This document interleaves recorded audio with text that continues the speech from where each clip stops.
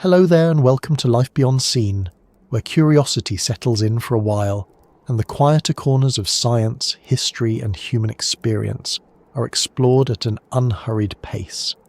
Tonight's journey leans gently into a place that has fascinated hikers, locals, historians and the quietly uneasy for generations.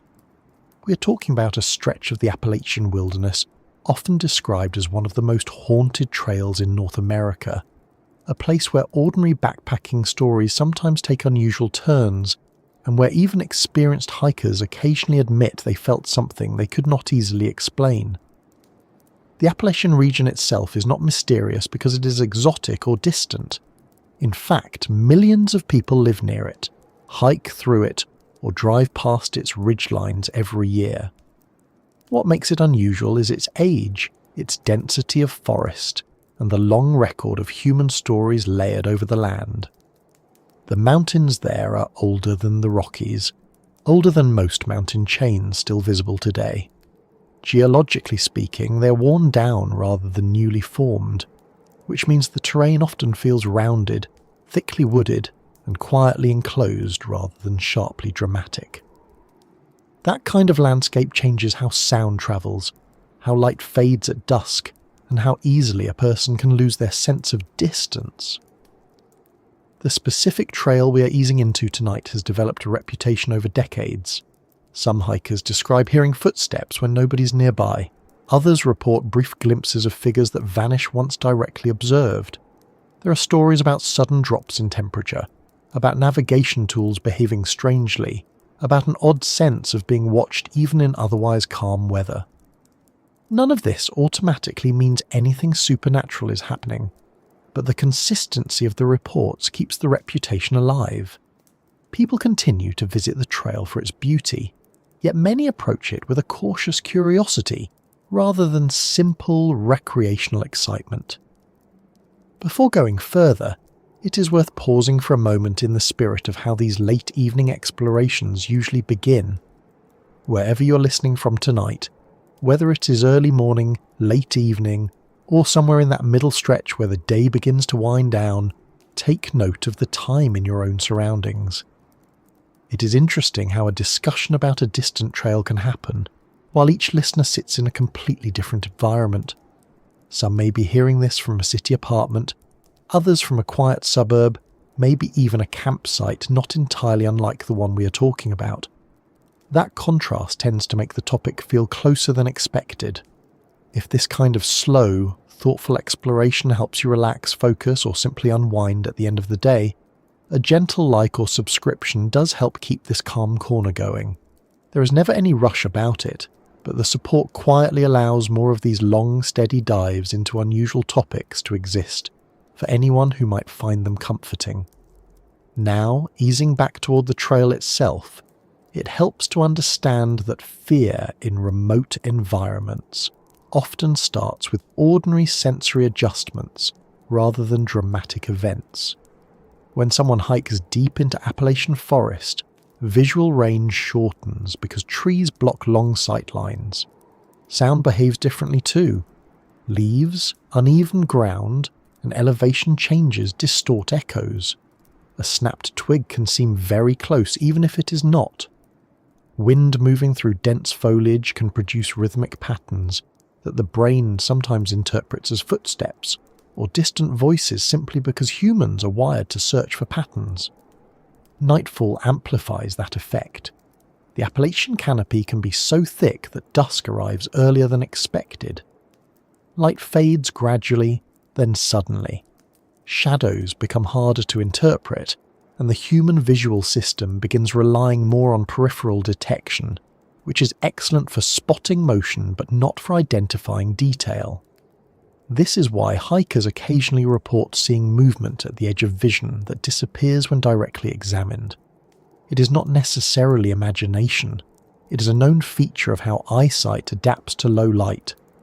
Historical context adds another layer. The Appalachian region has seen centuries of settlement, displacement, industry, conflict, and migration. Logging camps, mining operations, isolated homesteads, and abandoned communities once existed along parts of these trails. Physical traces sometimes remain: old foundations, rusted equipment, faint roadbeds that lead nowhere obvious. Encountering those unexpectedly can trigger unease even before any talk of hauntings enters the picture.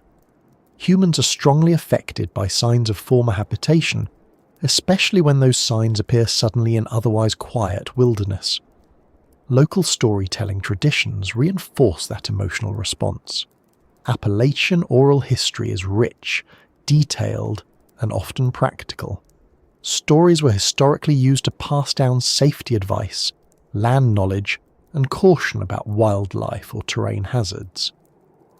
Over time, some of those stories evolved into what outsiders label ghost tales.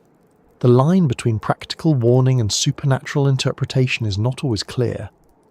A story about hearing voices near a dangerous ravine, for example, might have originally served as a reminder to stay alert near unstable ground. Then there is simple isolation.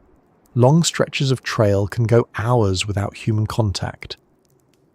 For many modern hikers accustomed to constant background noise, that silence feels unusual. The brain sometimes fills quiet space with internally generated perceptions. Psychologists have documented that even short periods of sensory monotony can increase suggestibility and pattern detection. That does not mean people are inventing experiences. It means perception itself becomes more sensitive under those conditions. Wildlife also plays a role in shaping the reputation. Appalachia hosts deer, black bears, coyotes, owls, foxes, and smaller nocturnal animals. Many produce calls unfamiliar to people who did not grow up around them. Owl vocalizations in particular can sound startlingly human when heard from a distance. Coyotes can coordinate howling in ways that seem conversational. Even deer moving cautiously through underbrush can create the impression of footsteps pacing a hiker. Despite these natural explanations, some reports remain difficult to categorize neatly. Groups sometimes describe shared experiences, multiple hikers hearing the same unexplained sound simultaneously or noticing the same fleeting visual anomaly. Shared perception tends to make people more confident something external occurred. Social psychology suggests that once one person expresses unease, others may become more attentive to ambiguous stimuli, increasing the chance that everyone notices something they might otherwise ignore. Temperature perception is another factor often mentioned. Dense forest combined with elevation shifts can create microclimates, where air temperature changes quickly over short distances. A cool hollow or shaded ravine may feel dramatically colder than surrounding trail sections. If a hiker is already tired, dehydrated, or mentally strained, that physical sensation can translate into emotional discomfort. Navigation challenges contribute quietly too. Even marked trails can appear unfamiliar when approached from a different direction or under low light. Slight disorientation raises stress levels, and elevated stress makes the brain more vigilant. Heightened vigilance, while useful for safety, also increases sensitivity to ambiguous cues. The result is a feedback loop. Uncertainty leads to alertness. Alertness magnifies perception. Magnified perception reinforces uncertainty. Interestingly, experienced long-distance hikers often report that their most unsettling moments were not during storms or obvious hazards, but during calm conditions. Clear nights, still air, and empty trail segments remove obvious explanations for unusual sounds. When wind is absent, a single unexplained noise stands out more sharply. That contrast can make ordinary environmental sounds seem unusual simply because the baseline is so quiet. Cultural expectation cannot be ignored either. Knowing a trail has a haunted reputation primes visitors to interpret ambiguous stimuli through that lens. This is a well-studied cognitive effect called expectation bias. If someone hikes the same trail without prior knowledge of its reputation, their interpretation of identical stimuli may be more neutral. Once a narrative exists, perception often aligns with it. Yet even skeptics sometimes admit that reputation alone does not fully explain the persistence of these accounts. The Appalachian environment combines dense forest, long human history, wildlife diversity, and genuine physical isolation in a way few other regions do. That combination naturally produces memorable experiences, some of which resist simple explanation. As attention continues drifting deeper into this setting, the trail gradually shifts from a geographic location into a layered human experience. Hikers bring their own expectations, fatigue levels, personal histories, and emotional states. The land contributes environmental complexity. Local culture contributes narrative context. All of those elements interact continuously, often without the person consciously noticing how perception is being shaped. And that interaction is where the reputation really lives. It is not solely in the trees, nor solely in human imagination, but somewhere in the ongoing exchange between environment and observer. The same forest that feels peaceful during daylight can feel uneasy at dusk, without any physical change beyond lighting conditions and mental state. That shift alone explains many reported sensations, yet it does not necessarily make the experience less intense for the person feeling it. Gradually, understanding the trail means understanding how humans behave in prolonged quiet, how memory influences perception, and how stories travel through communities over decades. Some hikers arrive expecting nothing unusual and leave with a story they still cannot neatly classify. Others arrive expecting something dramatic and experience only a beautiful walk. Both outcomes are common. From here, it becomes useful to look more closely at the exact geography of the area, how the trail developed historically, and why certain sections gathered stronger reputations than others. Because once the physical setting becomes clearer, the stories surrounding it start to make a different kind of sense. When people talk about the Appalachian region in general terms, they often imagine one continuous mountain range stretching calmly along the eastern United States, a single landscape with a single character. The reality is far more varied. The Appalachians cover a massive distance from Alabama all the way into eastern Canada, and each section has its own terrain patterns, weather habits, vegetation density, and local history. The particular stretch of trail that earned its uneasy reputation sits in one of the more isolated segments, where the forest closes in tightly, population centres are sparse, and even experienced hikers sometimes underestimate how quickly conditions can shift. The first thing most hikers notice when approaching this area is how quickly the surroundings change from ordinary countryside to dense woodland. Roads narrow, then disappear entirely. Cell service weakens, then usually drops out. The absence of background noise becomes obvious. No traffic hum, no distant machinery, no constant urban vibration.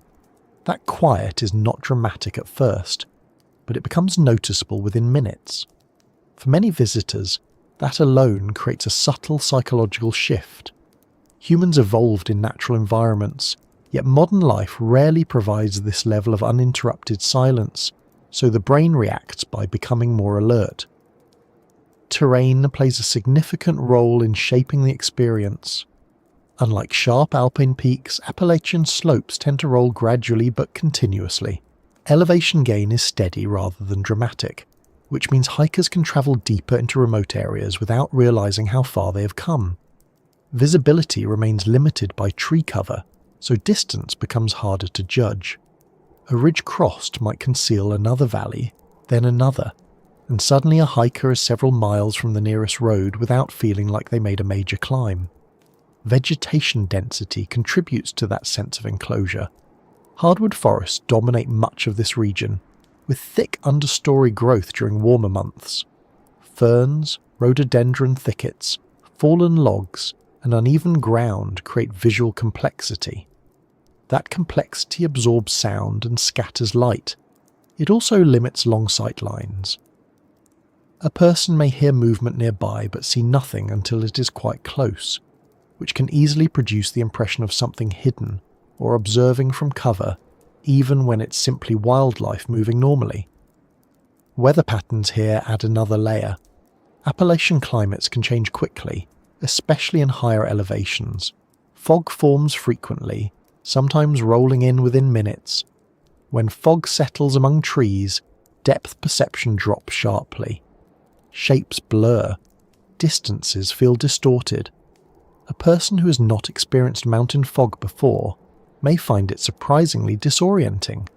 Even seasoned hikers describe it as mentally taxing because constant visual confirmation disappears. Historical settlement patterns explain why certain trail segments feel particularly isolated today.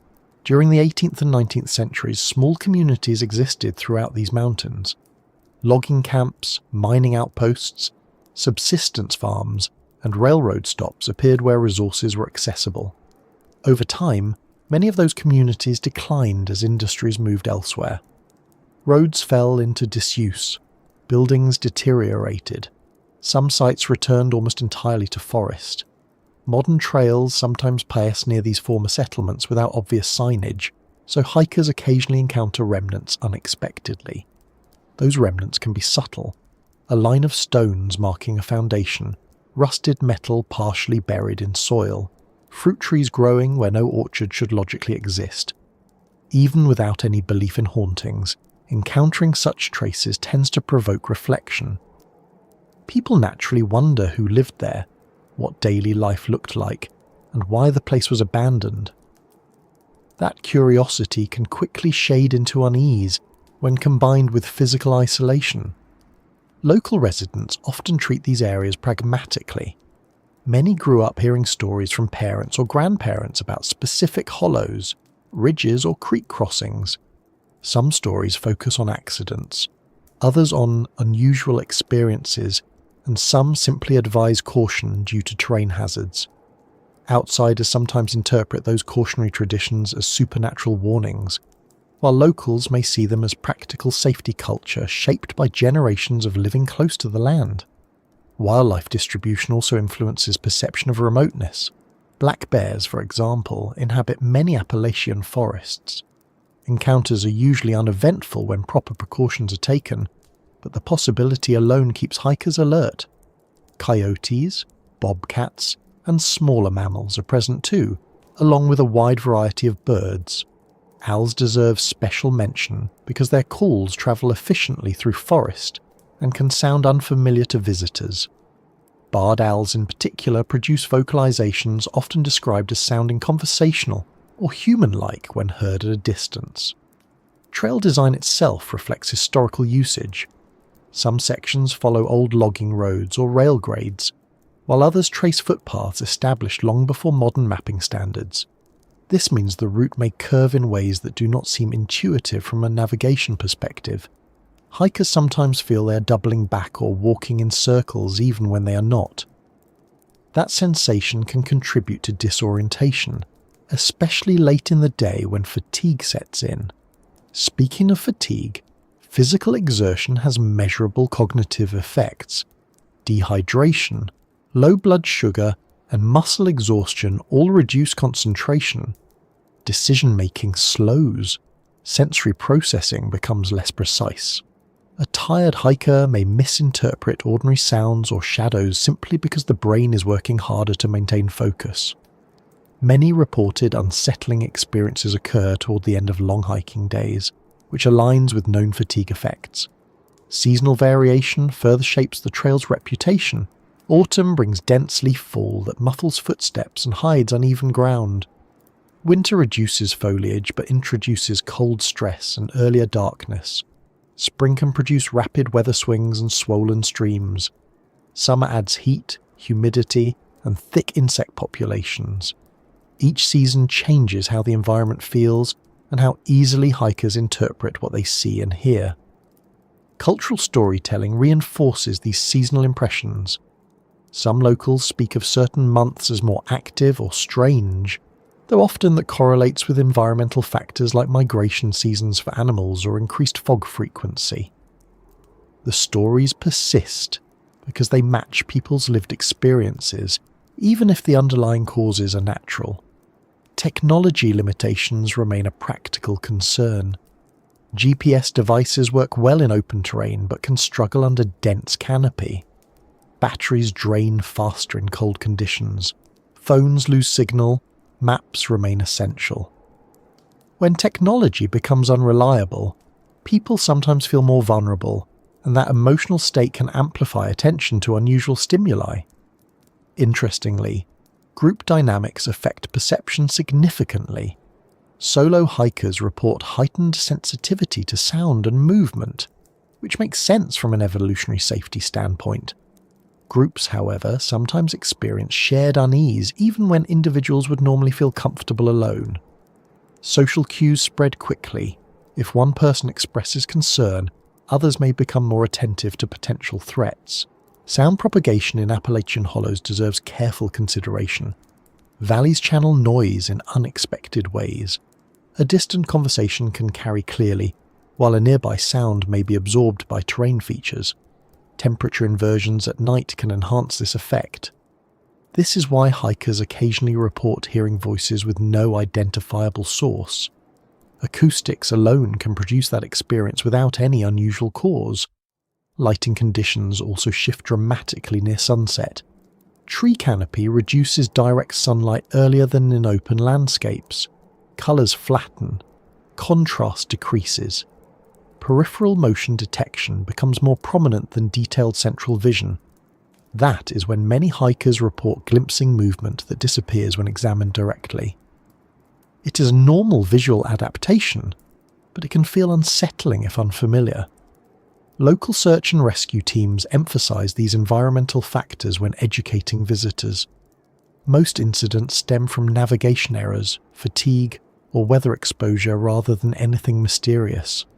Still, they acknowledge that psychological stress can complicate decision-making, which indirectly contributes to accidents. Over time, repeated small incidents accumulate into regional lore. A lost hiker here, an unexplained sound there, an abandoned structure discovered unexpectedly. None individually extraordinary, but collectively they build a narrative. Once a narrative exists, it tends to persist because people remember unusual stories more vividly than routine ones. Scientific studies of environmental perception support this pattern. Humans assign meaning to ambiguous stimuli based on context. In a setting already labelled haunted, ambiguous cues are more likely interpreted as unusual. This does not invalidate personal experiences, it simply explains how interpretation frameworks develop. Even experienced outdoor professionals admit that Appalachian forests have a distinct atmosphere compared with many other mountain regions. Density, humidity, biodiversity, and historical layering combine into something that feels complex rather than empty. Complexity engages attention continuously, which can be mentally tiring over extended hikes. At the same time, many hikers describe the same trail as peaceful, restorative, and deeply grounding. Experiences vary widely. Some leave with stories of beauty, wildlife sightings, and quiet reflection. Others leave with memories of unease they cannot fully articulate. Both responses are valid reflections of how humans interact with challenging natural environments. Understanding where the mystery begins, then, involves recognizing that it rarely starts with a single dramatic event. It builds gradually through geography, history, biology, psychology, and culture interacting at once. Each factor alone is ordinary. Combined, they produce a setting where perception feels sharpened, where small anomalies stand out, and where stories easily take root. As attention continues moving along the trail, the next layer involves looking further back in time, before modern hikers, before established trails, even before permanent settlements, because the deeper historical context of the region adds another dimension to why certain areas carry reputations that persist generation after generation. Stepping deeper into the Appalachian backcountry, one of the first impressions many hikers quietly register is not simply that the land looks old, but that it feels old in a way that is difficult to measure. This is not about visible ruins or obvious human history yet. It begins with the terrain itself. The Appalachian Mountains are among the oldest mountain ranges still standing on Earth. They formed hundreds of millions of years ago, long before the Atlantic Ocean existed in its current form. Over vast stretches of time, wind, rain, freezing temperatures and plant growth slowly wore them down. What remains today is less jagged than younger ranges. The peaks are rounded, slopes are softened, and valleys often feel enclosed rather than dramatically open. That physical age affects how the landscape behaves. Soil tends to be deeper, vegetation grows thickly, streams have had enormous time to carve winding channels. Rocks are often smooth rather than sharp. All of this produces a terrain that absorbs sound differently than alpine environments. Footsteps dull quickly, echoes scatter. The result is a kind of acoustic softness that can make distance harder to judge. Another noticeable feature is the forest canopy. Deciduous hardwood trees dominate large sections of Appalachia, including oaks, maples, hickories, tulip poplars, and beeches. Many reach impressive heights, and when their branches interlock overhead, sunlight filters through in diffuse patterns. Even during midday, the forest floor may sit in subdued light. This does not create darkness exactly, but it creates a constant sense of enclosure. Long sight lines are rare. The horizon disappears behind trunks and leaves. That visual enclosure shapes perception. Humans often use distant reference points to maintain orientation. Without them, direction becomes less intuitive. A trail bend that seems minor can actually redirect travel significantly. When fog, dusk, or dense foliage reduces visibility further, the brain works harder to maintain spatial awareness. Fatigue can follow even without strenuous climbing. Seasonal change transforms the same landscape repeatedly. In spring, emerging leaves produce a bright green haze overhead. Summer thickens the canopy, reducing airflow and increasing humidity. Autumn drops leaves that cover the ground in rustling layers. Winter strips branches bare, revealing terrain contours normally hidden. Each season offers beauty, but each also alters navigation cues, sound behavior, and visual familiarity. The sense that this landscape predates maps is not entirely metaphorical. Early European settlers often relied on indigenous trails that already followed natural ridgelines, water sources, and animal migration routes. Formal cartography came later. Even modern topographic maps sometimes struggle to capture the lived complexity of these forests. A contour line shows elevation, but not density of undergrowth, not the way light fades early in certain hollows, not how sound carries along a valley floor. Geological stability contributes to that feeling of permanence. Compared with tectonically active mountain ranges, the Appalachians experience fewer dramatic earthquakes or visible shifts. Change happens slowly here. Trees grow, die, and decay into soil over decades. Streams shift course gradually. Rock faces weather almost imperceptibly. A person hiking today may pass features that looked similar centuries ago. That slow pace of change can affect psychological response. Environments that appear stable often feel timeless. Without obvious signs of recent disturbance, the brain sometimes interprets the setting as ancient even if human presence has existed there for generations. This impression strengthens when encountering old-growth forest pockets, where trees exceed typical commercial logging age. Old-growth sections have distinctive characteristics.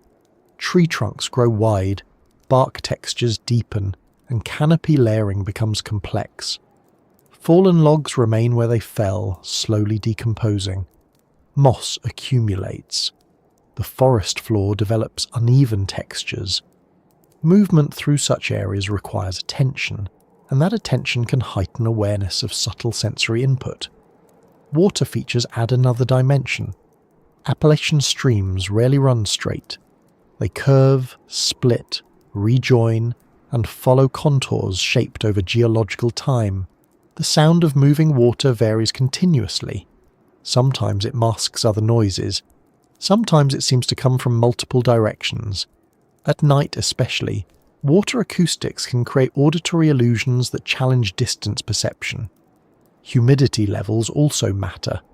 Appalachian air often holds substantial moisture, particularly in warmer months. Moist air transmits sound differently than dry air. It can carry low-frequency sounds farther while dampening higher frequencies.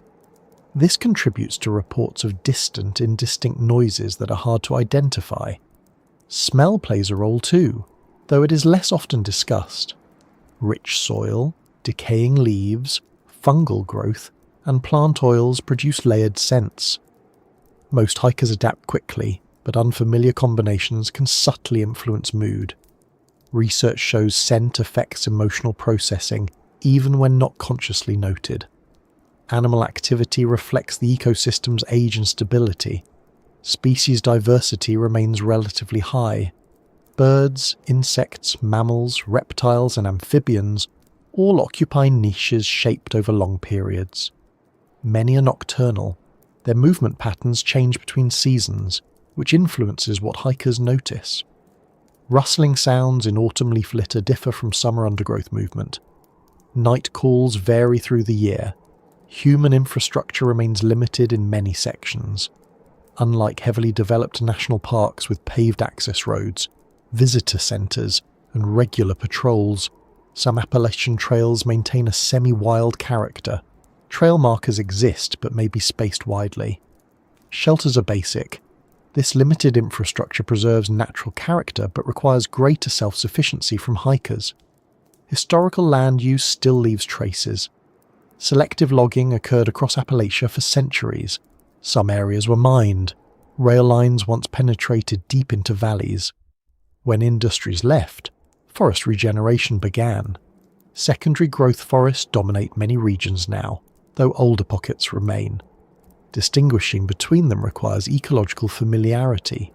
Cultural memory connects strongly to landscape age.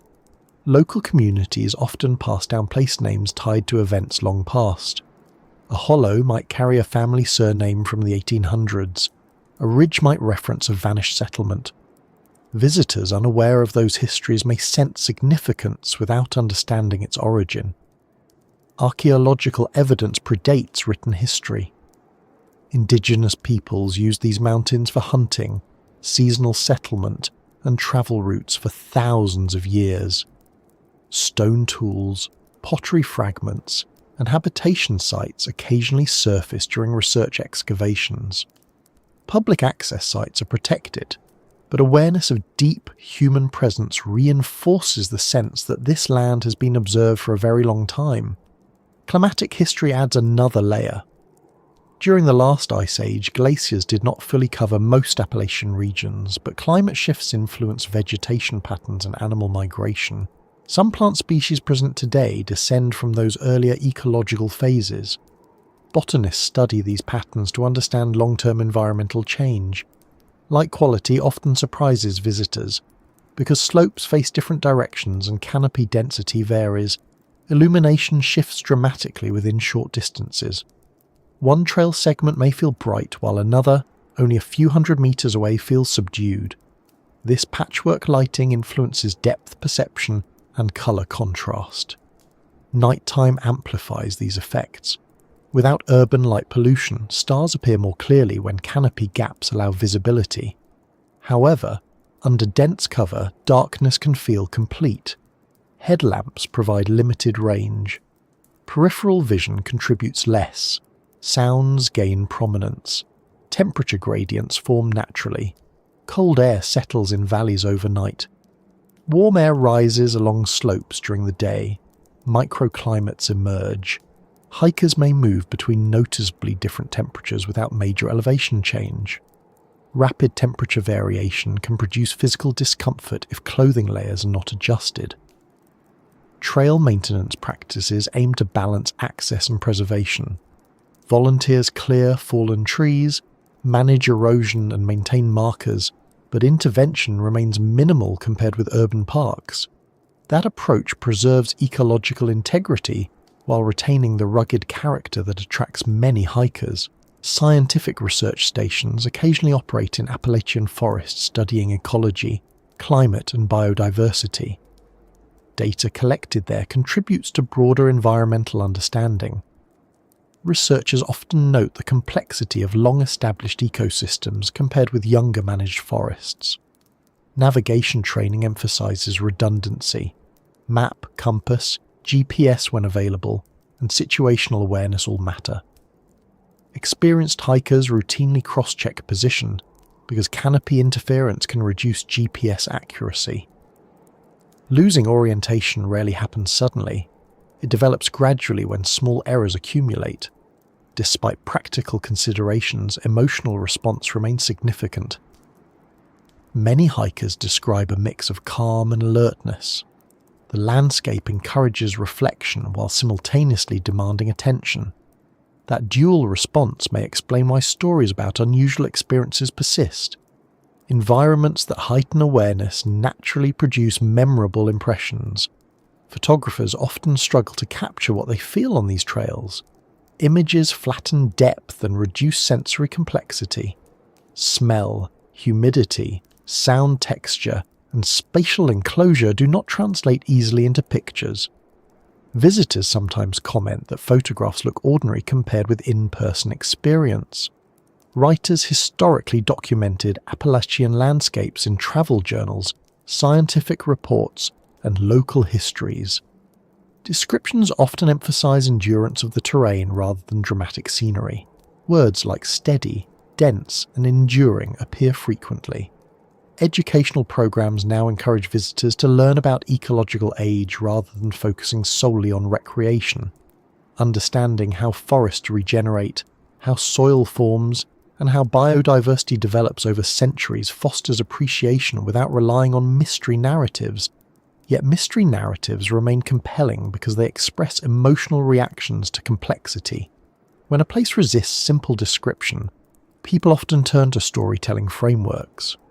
Haunted reputations can emerge partly from that process, especially where historical events, environmental factors, and isolation intersect. Continuing along this exploration, attention naturally shifts toward the human stories layered onto this landscape, particularly those from early settlers whose experiences, hardships, and sometimes abrupt departures left marks that still influence how the trail is perceived today. Moving from the physical character of the Appalachian landscape toward the human presence layered onto it, the earliest permanent settlers who established lives along these mountains often arrived under demanding circumstances. The terrain was not especially forgiving, transportation infrastructure barely existed, and survival required steady labour. Small cabins appeared first along water sources, then simple farms carved out of forest clearings. These were not large agricultural estates. Most families relied on subsistence farming, hunting, gathering, and occasional trade with nearby settlements that could be several days' travel away. Life in these communities required practical skills and constant awareness of environment. Winters could be harsh. Roads turned to mud during rain. Medical care was distant. Communication with larger towns was infrequent. Under those conditions, unexpected events carried greater weight than they might today. A missing livestock animal, a strange sound in the woods, or a delayed traveller could quickly become a serious concern. Stories developed naturally as people tried to explain events with limited information. Some settlements thrived for decades. Others disappeared surprisingly quickly. Economic shifts often drove these changes. Logging companies moved in, cut valuable timber, and left.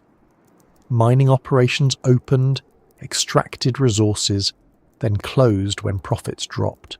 Rail lines expanded, then were abandoned when alternative transport routes became more efficient. When employment vanished, families relocated. Structures deteriorated. Forest reclaimed clearings.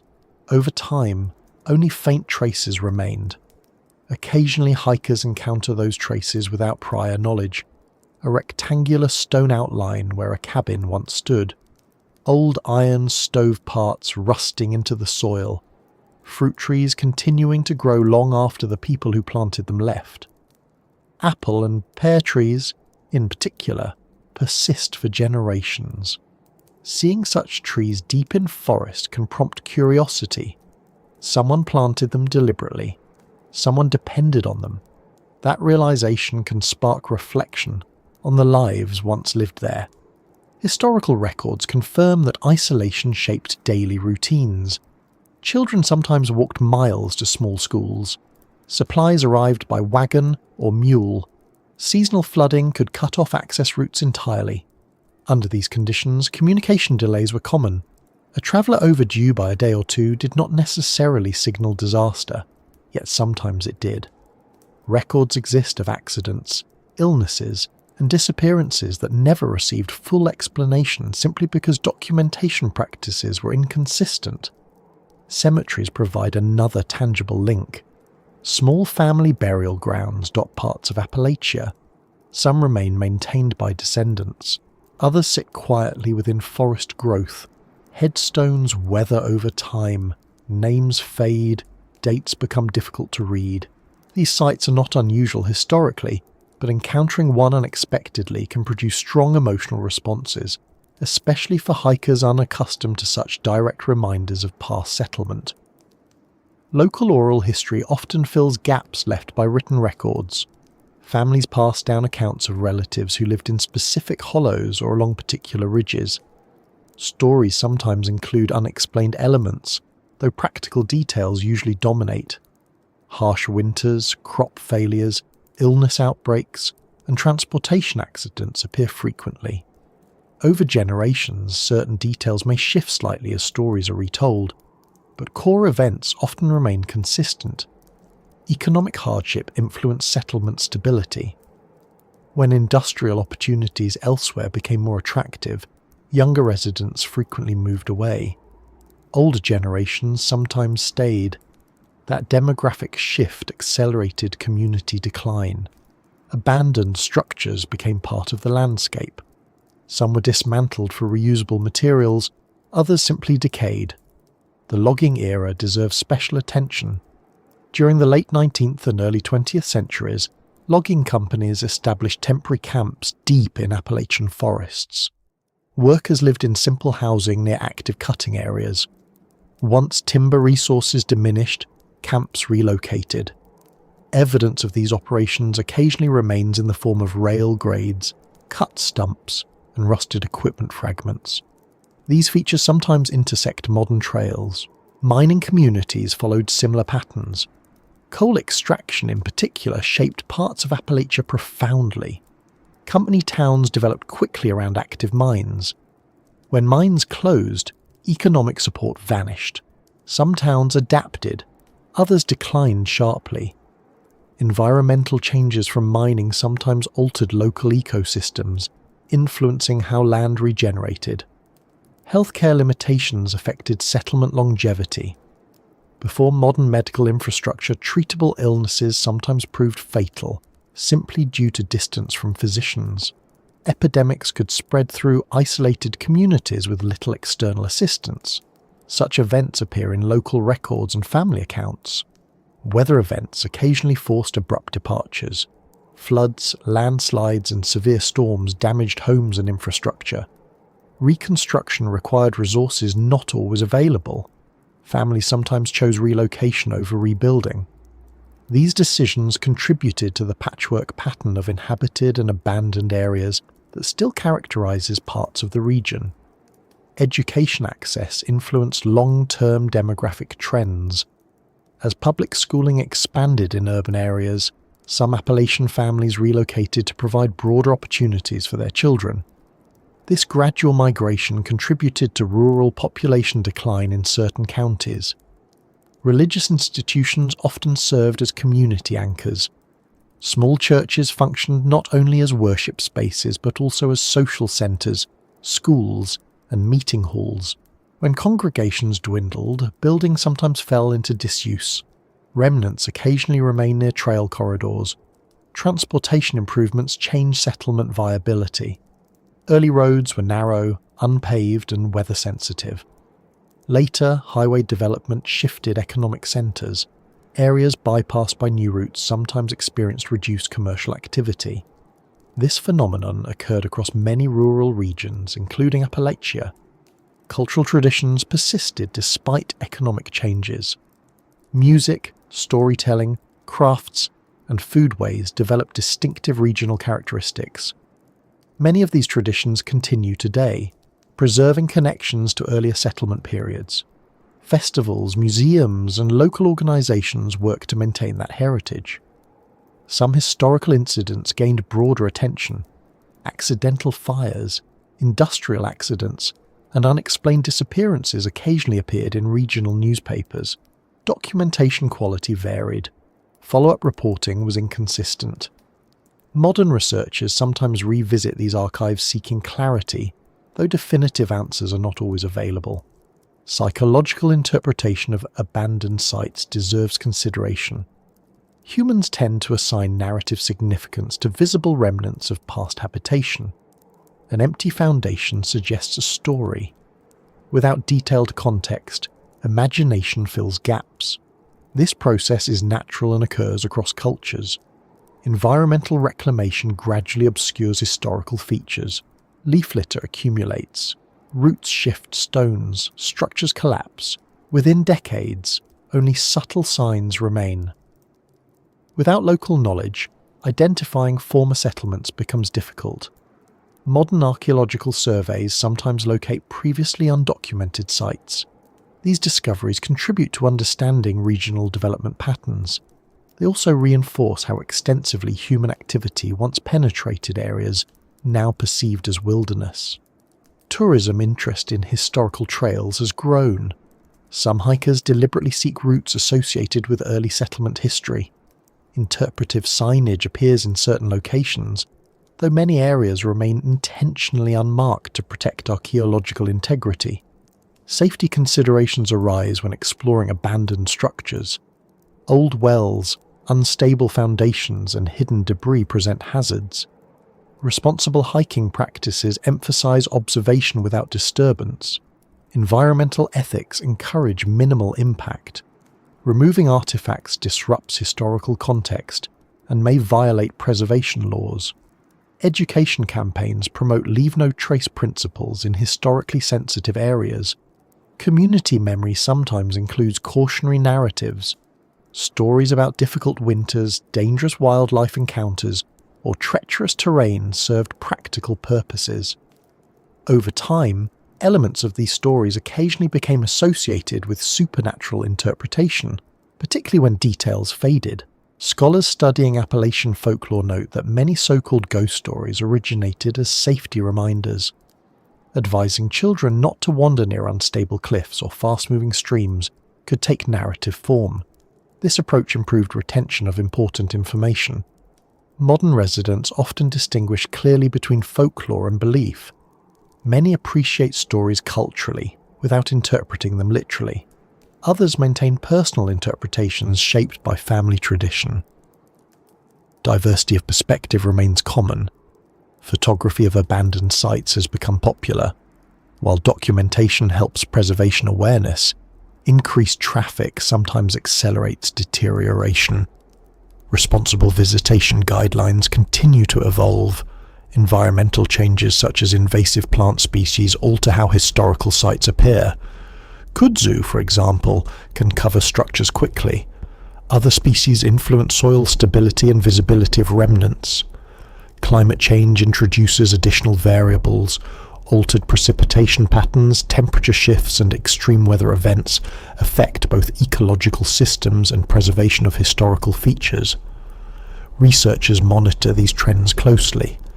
Educational outreach programs increasingly integrate ecological and historical interpretation. Understanding how human activity shaped the landscape enhances appreciation without relying solely on mystery narratives. Personal reflection often accompanies encounters with early settlement remnants.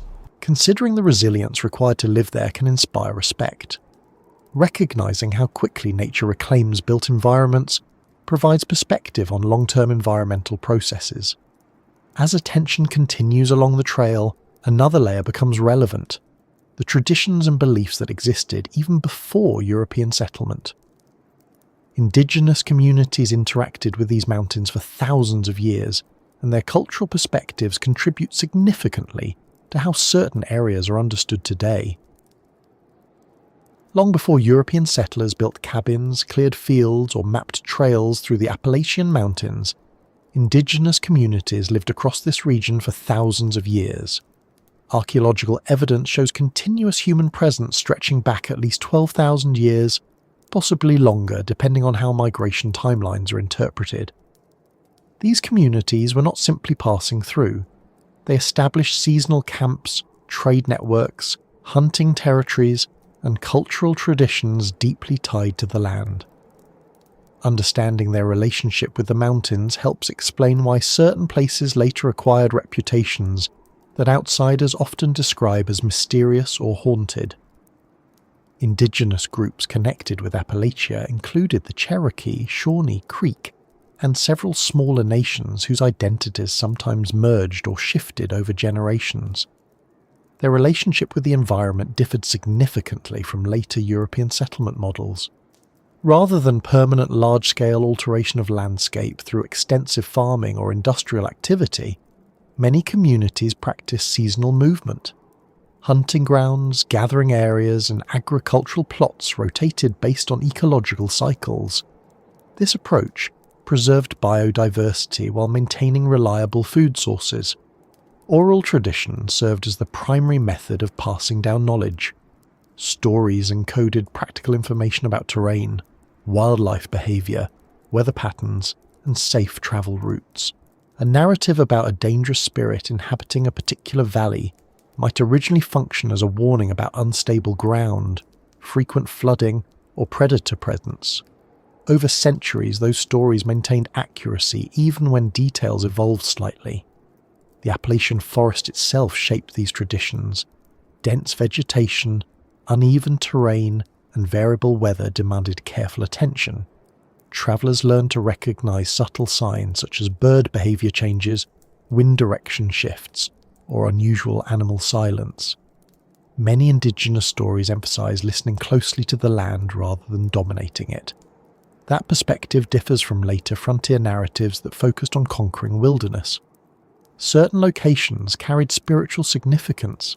High ridges, unusual rock formations, and river junctions often served ceremonial or meeting purposes. These were not secretive in the modern sense, but they were respected.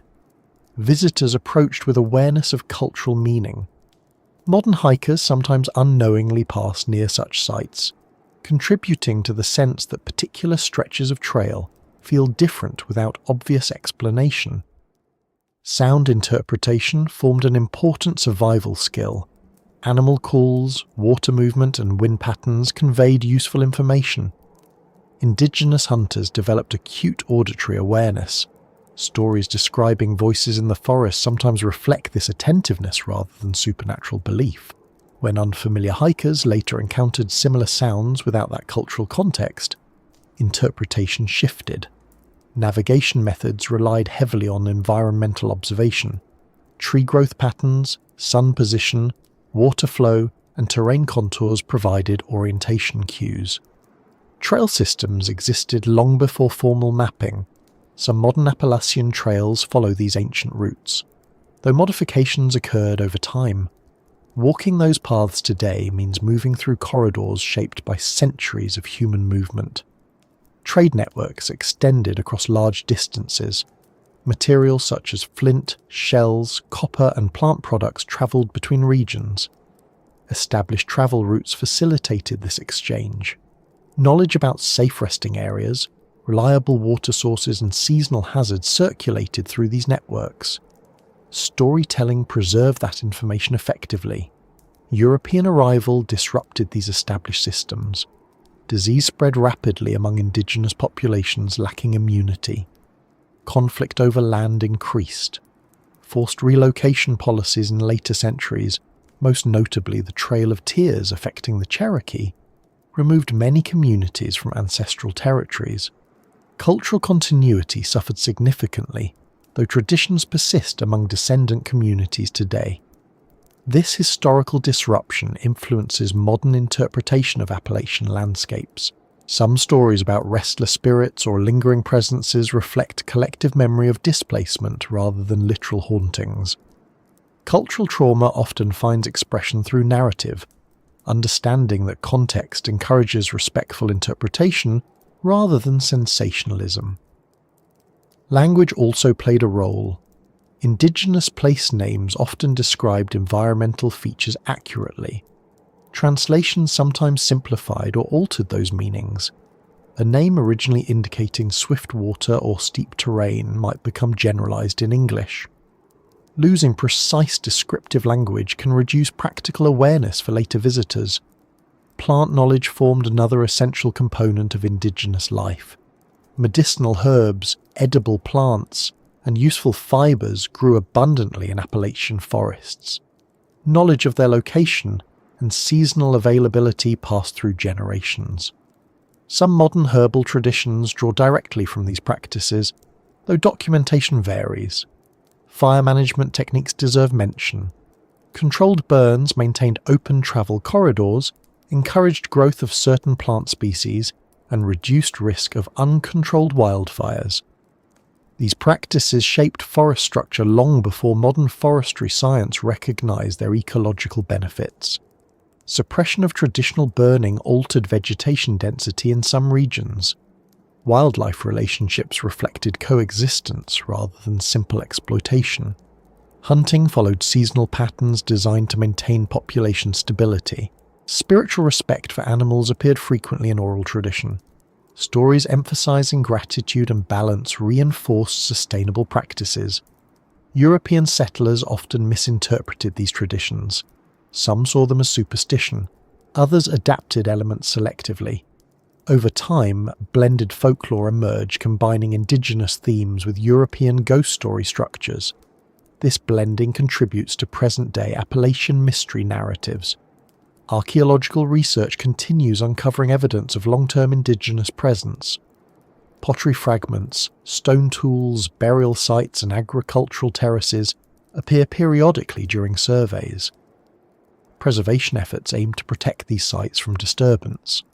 Public awareness remains uneven, though educational programs increasingly highlight this history. Respectful visitation practices emphasize minimal impact. Removing artifacts disrupts historical context and violates legal protections. Interpretation centers encourage observation without interference. Cultural sensitivity training for outdoor guides increasingly includes indigenous history components. Modern indigenous communities maintain connections to Appalachian lands even when physically relocated. Cultural revitalization efforts include language preservation, traditional craft production, and historical education.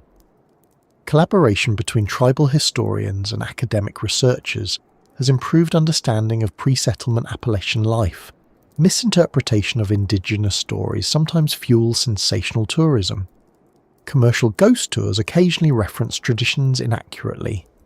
Responsible educators emphasize context and avoid attributing supernatural meaning, where historical evidence suggests practical explanation. Psychological factors influence how visitors interpret indigenous legends. Awareness that people lived here for thousands of years can produce reflection on continuity and change. Some experience this as peaceful connection. Others interpret unfamiliar cultural perspectives as mysterious. Environmental continuity supports cultural continuity. Many plant and animal species present during pre-European periods remain today.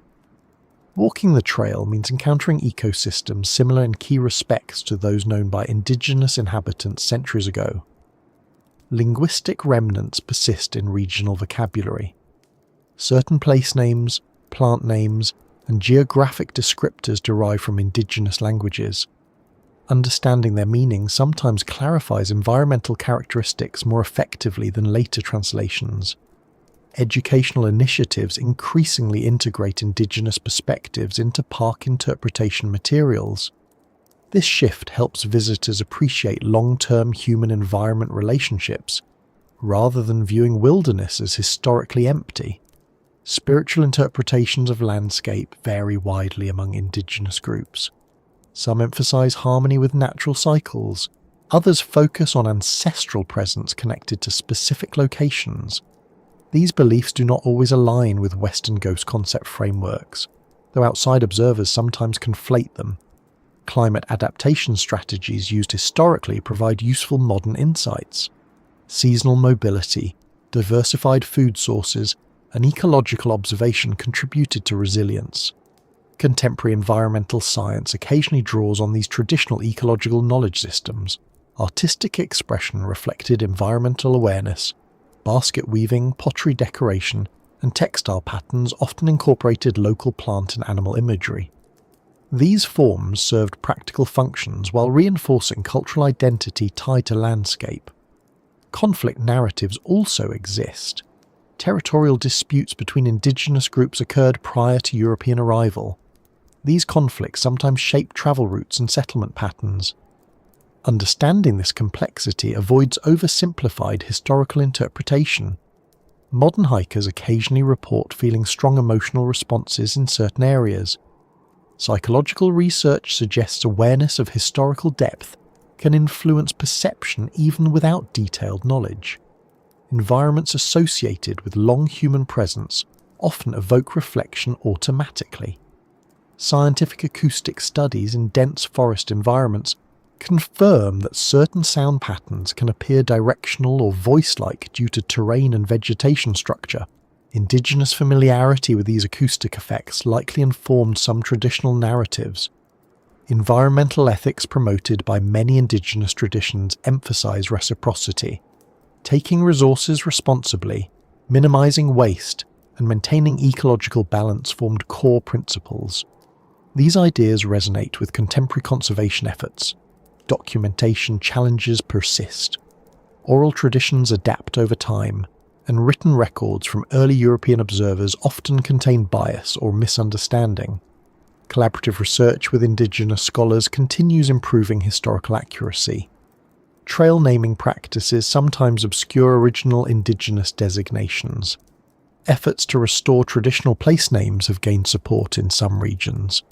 Such changes foster cultural recognition while enhancing environmental understanding. Educational tourism programs led by indigenous guides provide first-hand cultural context. Participants often report deeper appreciation for landscape complexity after such experiences. The relationship between land and identity remains central.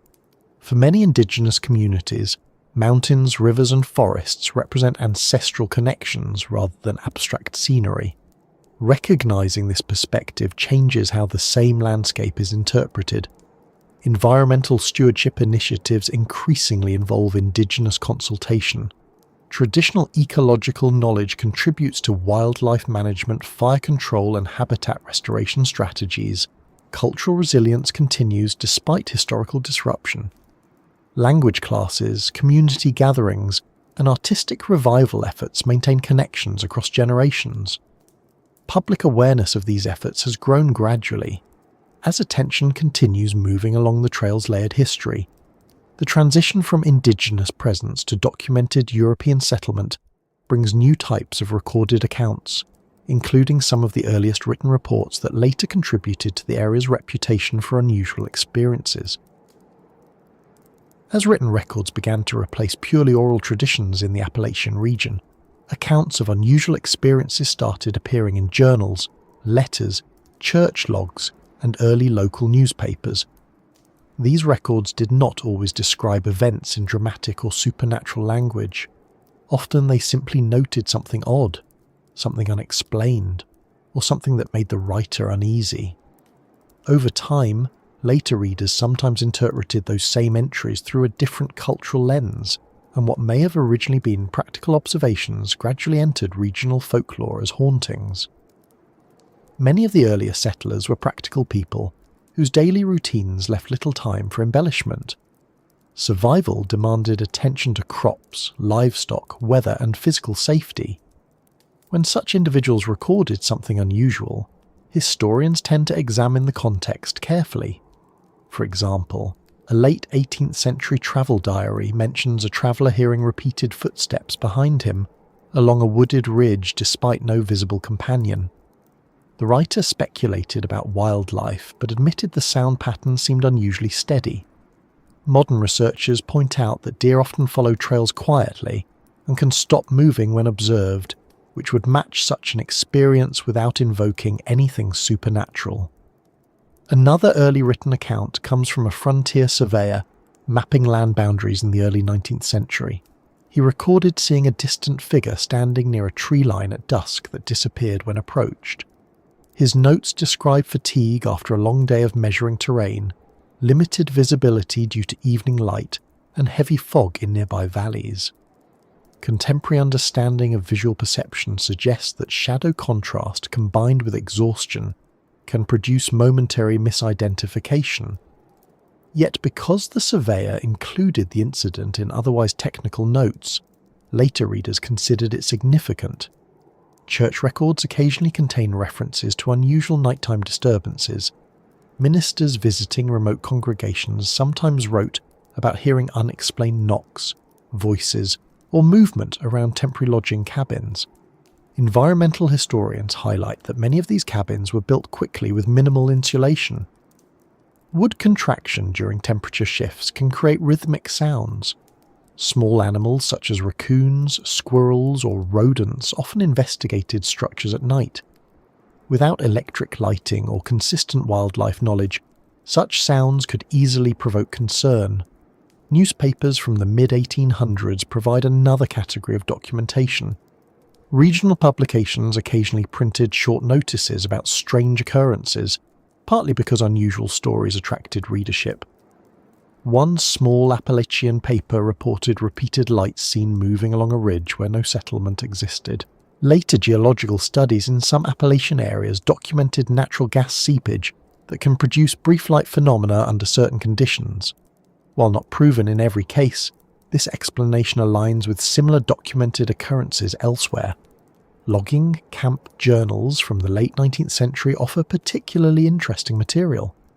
Workers living temporarily deep in forested areas often noted auditory experiences such as voices carried across valleys or rhythmic tapping sounds. Modern acoustic research demonstrates that sound travels unpredictably in mountainous terrain, especially under temperature inversion conditions common at night. Logging operations also used metal tools that could produce echoes difficult to localize, which may have contributed to some reports. Railroad construction crews left written accounts too. Building tracks through Appalachian passes required blasting rock, clearing forest, and working long hours in variable weather. Diaries mention fatigue, disorientation, and occasional unease during night shifts.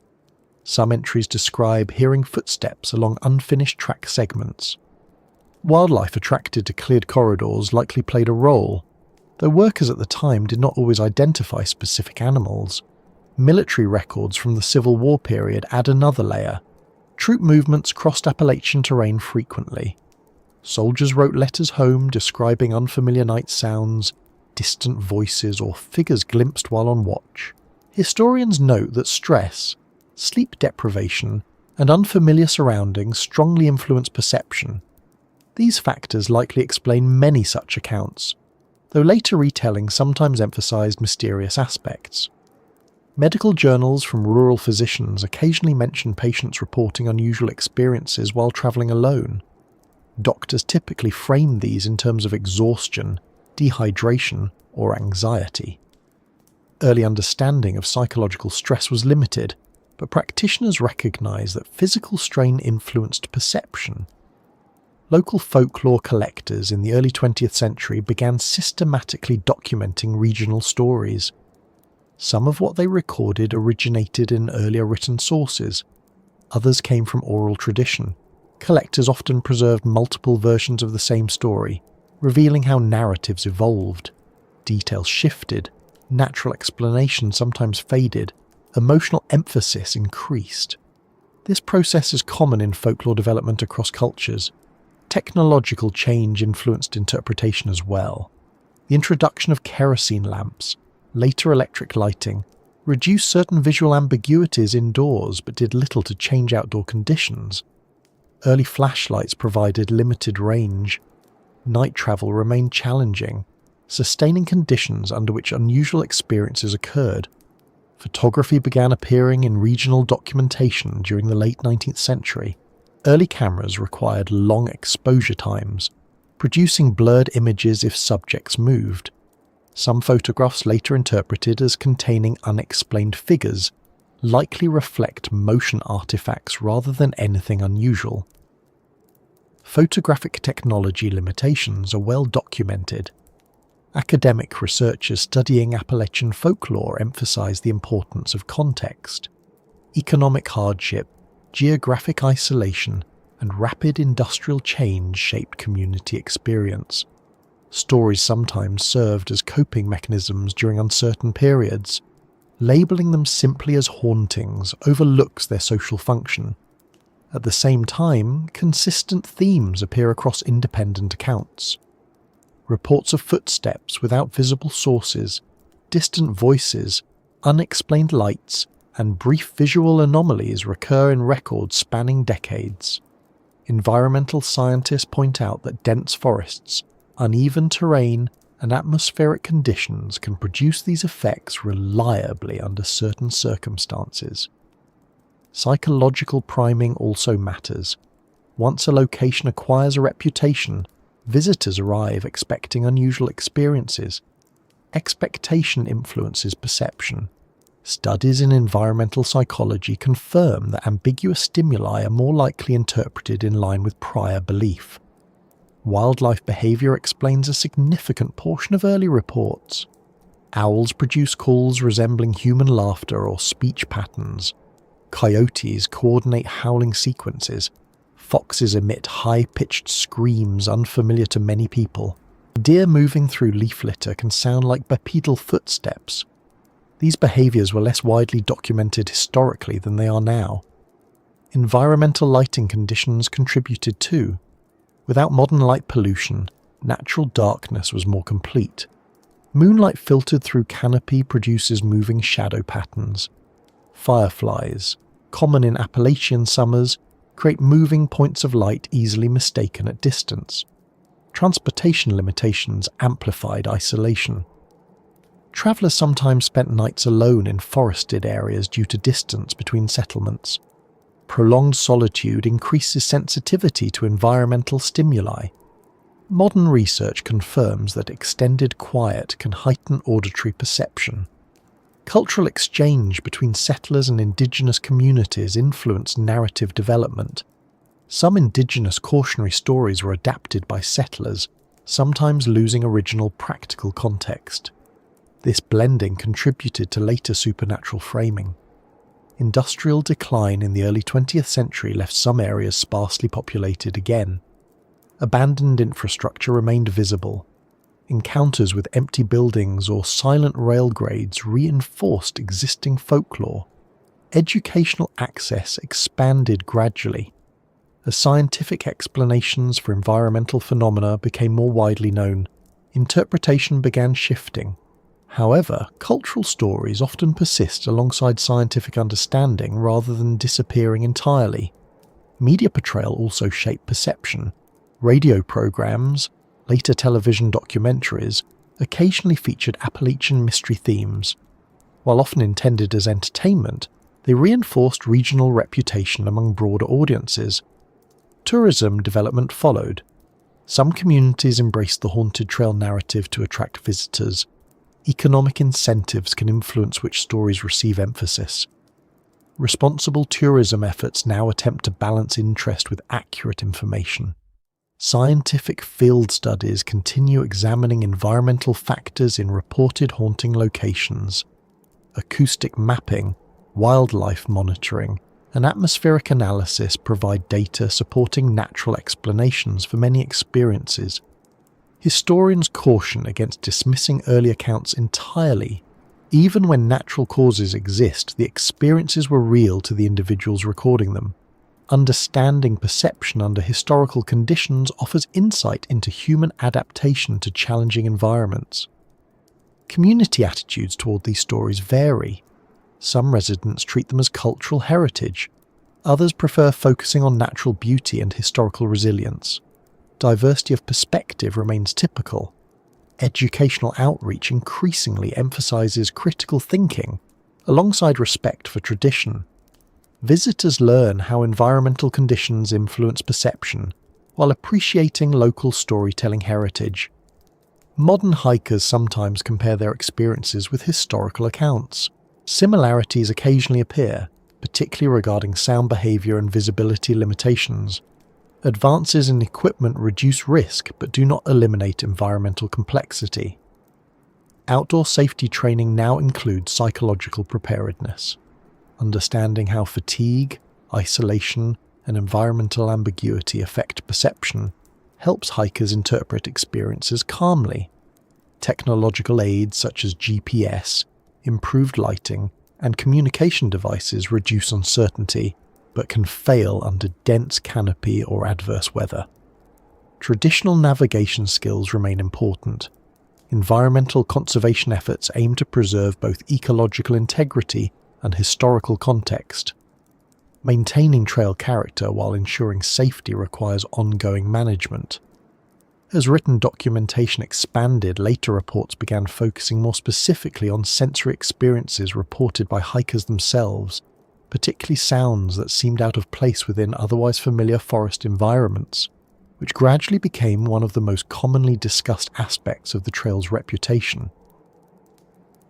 As hikers spend more time on long forest trails, they usually become familiar with the typical background soundtrack of the woods. Leaves shift in the wind. Birds call in recognizable patterns.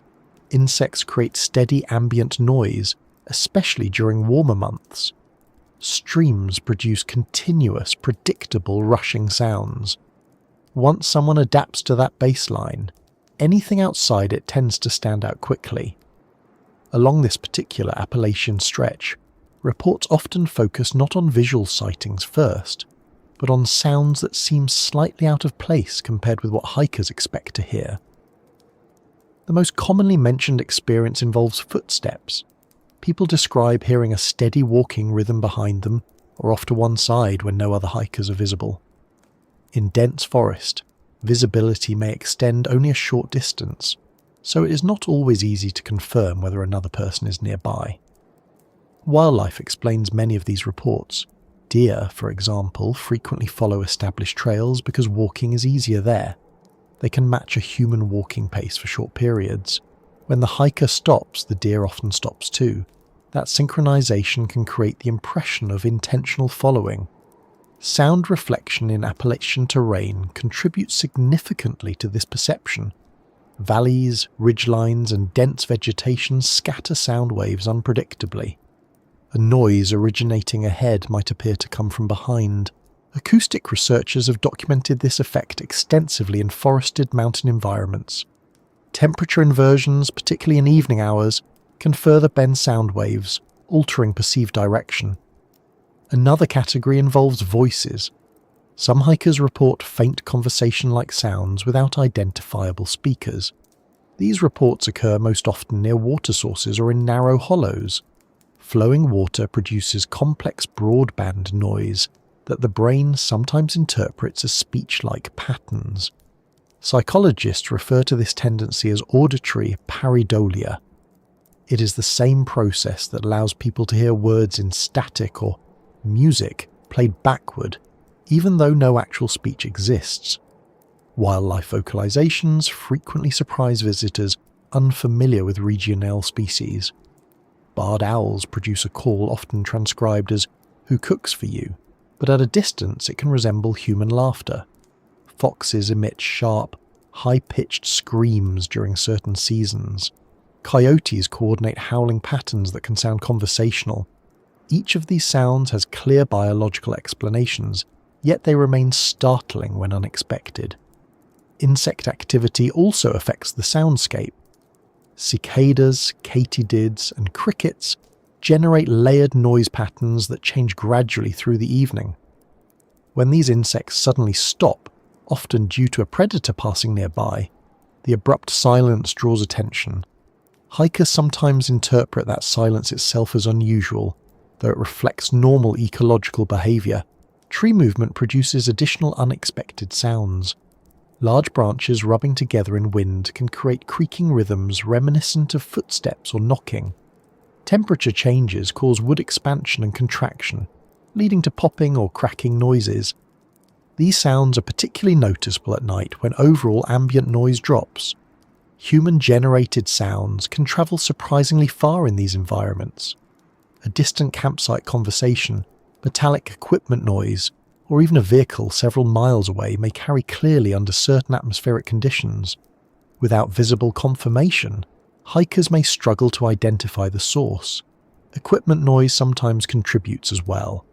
Backpack strap shifting, water bottles tapping against gear, or clothing fabric moving can create repetitive sounds. When hikers pause, these noises stop, reinforcing the impression something external was responsible. Careful gear adjustment usually clarifies the source. Weather changes alter acoustic conditions significantly. High humidity tends to carry sound farther. Dry air absorbs certain frequencies. Fog can dampen high-frequency noise while allowing low-frequency sounds to travel. Seasonal differences therefore influence what hikers hear. Nocturnal animals behave differently from daytime species. Raccoons, opossums, and small rodents move actively after dark. Their foraging sounds often occur near campsites because food scents attract them. Unfamiliar hikers may interpret these noises as larger animals or human presence. Acoustic masking deserves attention. Continuous background noise such as running water or wind can hide other sounds until they become louder or closer. When masked sounds emerge suddenly, they appear more dramatic than if heard gradually. Group hiking dynamics affect interpretation too. One person noticing an unusual sound may alert others, increasing collective attention. Shared focus can amplify perception of subtle noises. Conversely, conversation within a group can mask environmental sounds entirely. Fatigue and stress influence auditory processing. Tired individuals sometimes misjudge sound direction or intensity. Dehydration affects cognitive clarity. Long-distance hikers often report increased sensitivity to environmental stimuli late in the day. Psychological expectation plays a role. Knowing a trail has a reputation for unusual sounds primes visitors to notice anomalies. This effect does not mean experiences are imagined, rather, attention becomes selectively focused. Scientific acoustic studies in Appalachian forest confirm complex sound propagation patterns. Terrain irregularities, vegetation density, and atmospheric variability combine to produce directional ambiguity. Researchers use specialized equipment to map these effects. Water acoustics are particularly influential. Flowing streams produce white noise containing a broad frequency spectrum. Under certain conditions, this noise resembles distant speech cadence. Human brains are highly attuned to speech patterns, making misinterpretation common. Seasonal leaf cover affects sound transmission. Dense summer foliage absorbs more sound than bare winter branches. Hikers visiting in different seasons may report different auditory experiences along the same trail segment. Animal territorial calls vary throughout the year. Breeding seasons increase vocal activity for many species. Migratory patterns influence which birds are present. These biological cycles shape the forest soundscape continuously. Technological interference occasionally appears in reports. Electronic devices can produce unexpected beeps or signal alerts when searching for connectivity. In remote areas, intermittent reception can trigger repeated notifications mistaken for external sounds. Campsite structures contribute their own acoustics. Shelters, tents, and tarps move slightly in wind, producing rhythmic noise. Metal fasteners and poles expand or contract with temperature changes. Historical logging infrastructure sometimes remains partially buried. Old rail spikes, chains, or equipment fragments can shift slightly due to soil movement or animal activity, creating metallic sounds unfamiliar to hikers. Environmental monitoring equipment occasionally operates in remote research areas. Automated weather stations or wildlife cameras may emit periodic mechanical sounds. These installations are usually marked but not always obvious at a distance. Acoustic illusions increase during transitional lighting conditions such as dawn and dusk. Visual ambiguity combined with changing sound propagation can create heightened alertness. Sleep cycles influence perception. Hikers awaken suddenly during the night may experience temporary disorientation, affecting sound interpretation. This phenomenon is well documented in sleep research. Cultural storytelling shapes expectation. Hearing prior accounts of unusual sounds encourages visitors to listen more closely. Increased attention naturally increases detection of subtle environmental noise. Outdoor education programs now include acoustic awareness training. Learning typical wildlife calls and environmental sounds helps reduce unnecessary anxiety while hiking. Despite scientific explanations, personal experiences remain meaningful to individuals. Feeling uneasy due to unexplained sound is a genuine emotional response even when the cause is natural. Many experienced hikers eventually develop familiarity with the forest soundscape. Repeated exposure reduces surprise. However, even seasoned outdoors enthusiasts occasionally encounter sounds they cannot immediately identify. Documentation efforts continue. Researchers collect audio recordings in various conditions to better understand environmental acoustics. These studies improve safety training and interpretation materials. Communication technology helps contextualize experiences. Sharing recordings with wildlife experts or acoustic researchers often leads to identification of natural sources. Environmental conservation benefits from such research. Understanding animal vocal patterns assists wildlife management and habitat protection efforts. Ultimately, sounds that seem out of place often highlight how complex forest ecosystems are, rather than indicating anything supernatural. Increased knowledge tends to replace uncertainty with appreciation. As attention gradually shifts from auditory experiences toward visual perception, hikers often begin discussing brief glimpses of movement, shapes, or figures at the edge of sight, which becomes another frequently reported aspect of the trail's enduring reputation.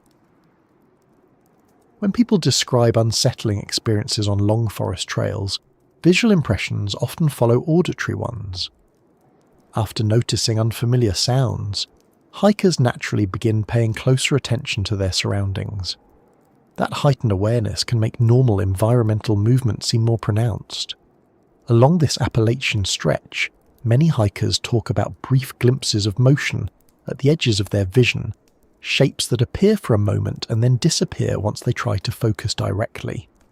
These reports rarely involve clear, sustained sightings. Instead, they center on quick impressions that leave uncertainty rather than certainty. Human vision itself explains much of this. Peripheral vision, the outer portion of our visual field, is specialized for detecting motion rather than detail. Evolution favored quick recognition of potential threats approaching from the side. That means movement is detected efficiently, but identification accuracy drops significantly compared with central vision.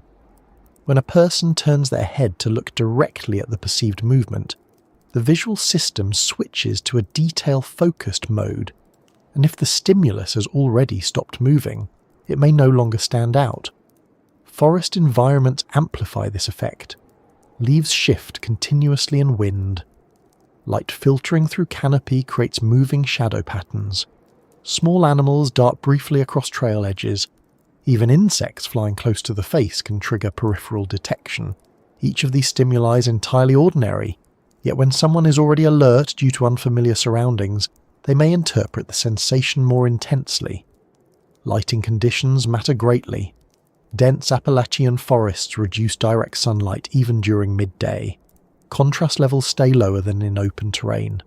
At dusk, the shift happens faster. Shadows lengthen gradually, then merge. The brain compensates by relying more heavily on motion cues, which increases sensitivity to fleeting shapes. This is why many reported sightings occur late in the day rather than early morning. Fatigue also affects visual processing. After hours of hiking, eye muscles tire, attention fluctuates, reaction times slow slightly.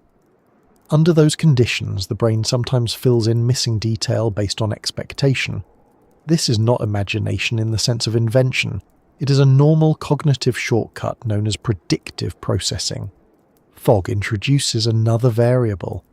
Appalachian valleys frequently collect moisture, especially in transitional seasons. Fog reduces contrast further and diffuses light. Objects lose sharp edges.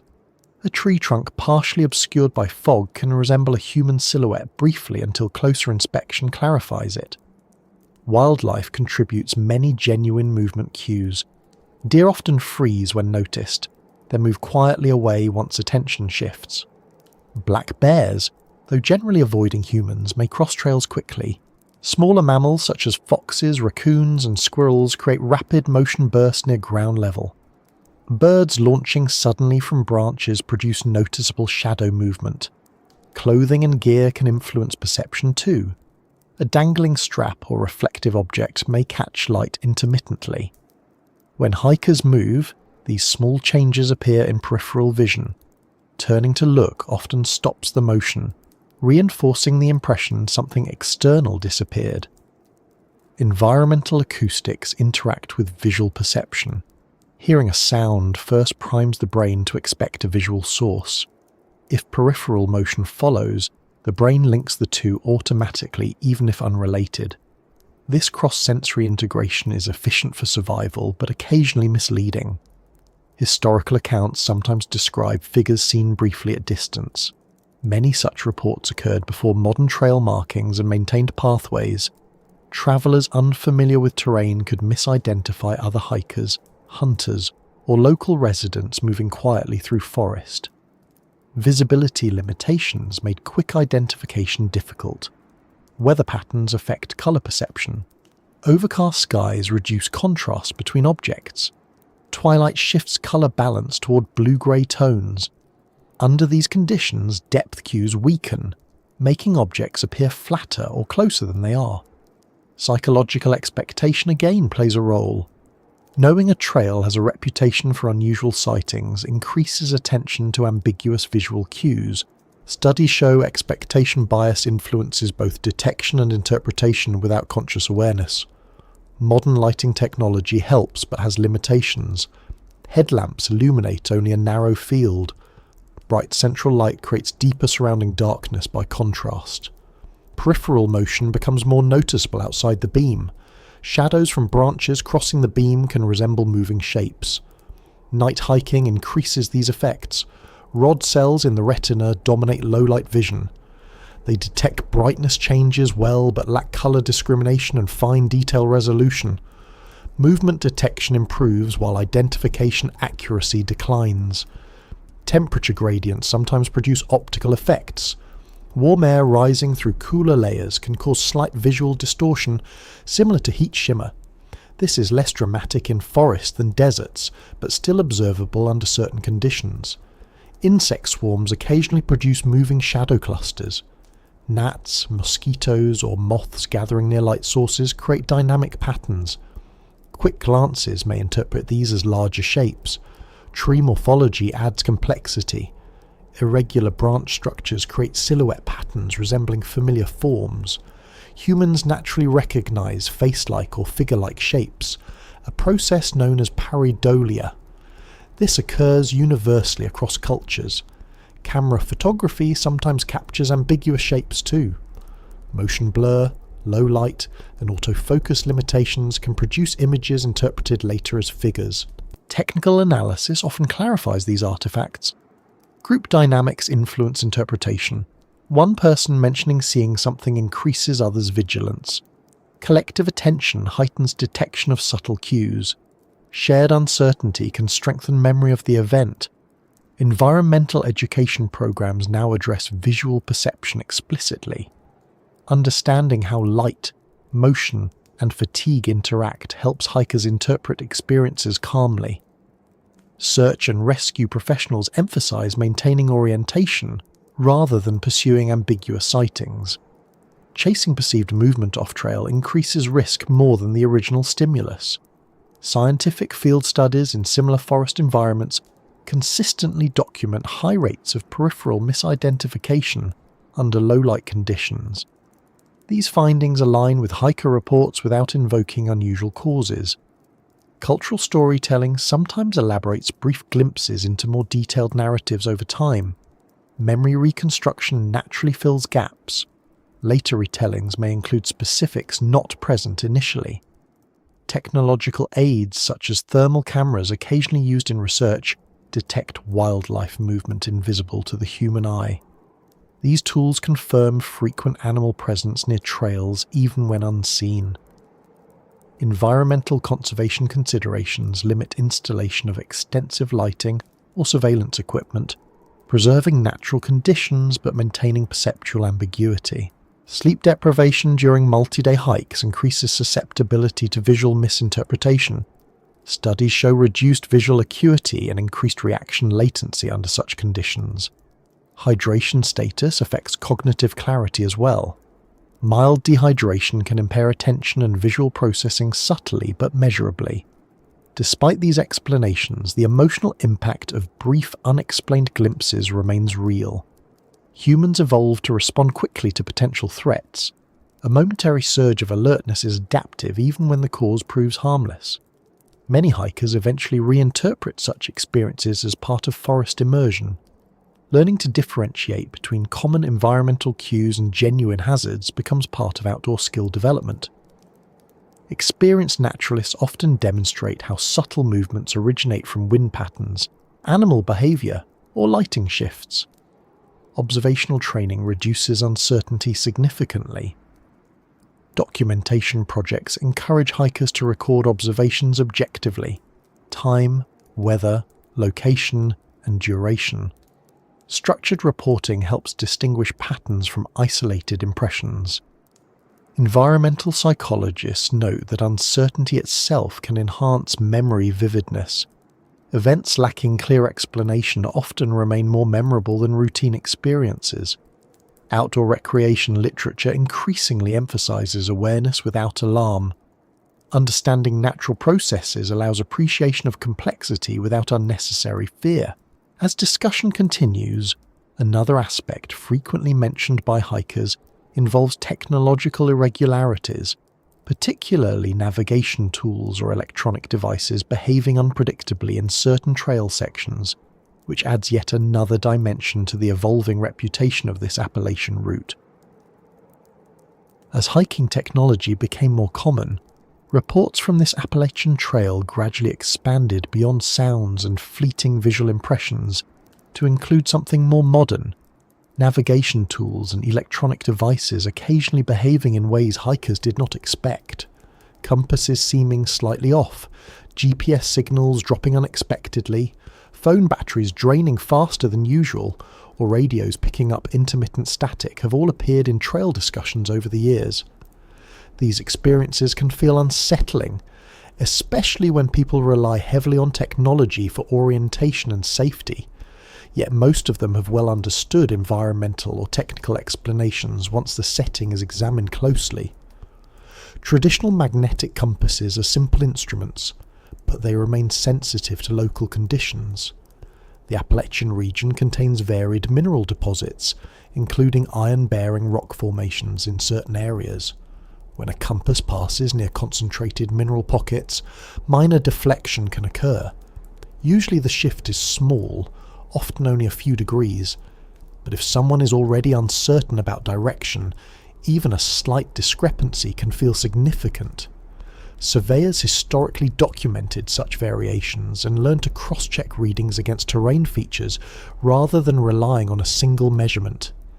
Metal objects carried by hikers themselves also influence compass readings more than many people realize. Trekking poles, belt buckles, knives, cooking gear, and even reinforced backpack frames can create localized magnetic interference if held too close to the compass. Outdoor training courses routinely demonstrate how easily this happens. Moving the compass a short distance away usually restores accurate orientation. Modern GPS devices operate differently, using satellite signals rather than magnetism, yet they have their own vulnerabilities. Dense Appalachian canopy can weaken satellite reception. Leaves, moisture, and terrain contour reduce signal strength. When fewer satellites are visible to the receiver, positional accuracy decreases. The device may display drifting location points, delayed updates, or temporary loss of signal altogether. This phenomenon occurs in many forested mountain regions worldwide. Weather contributes additional variables.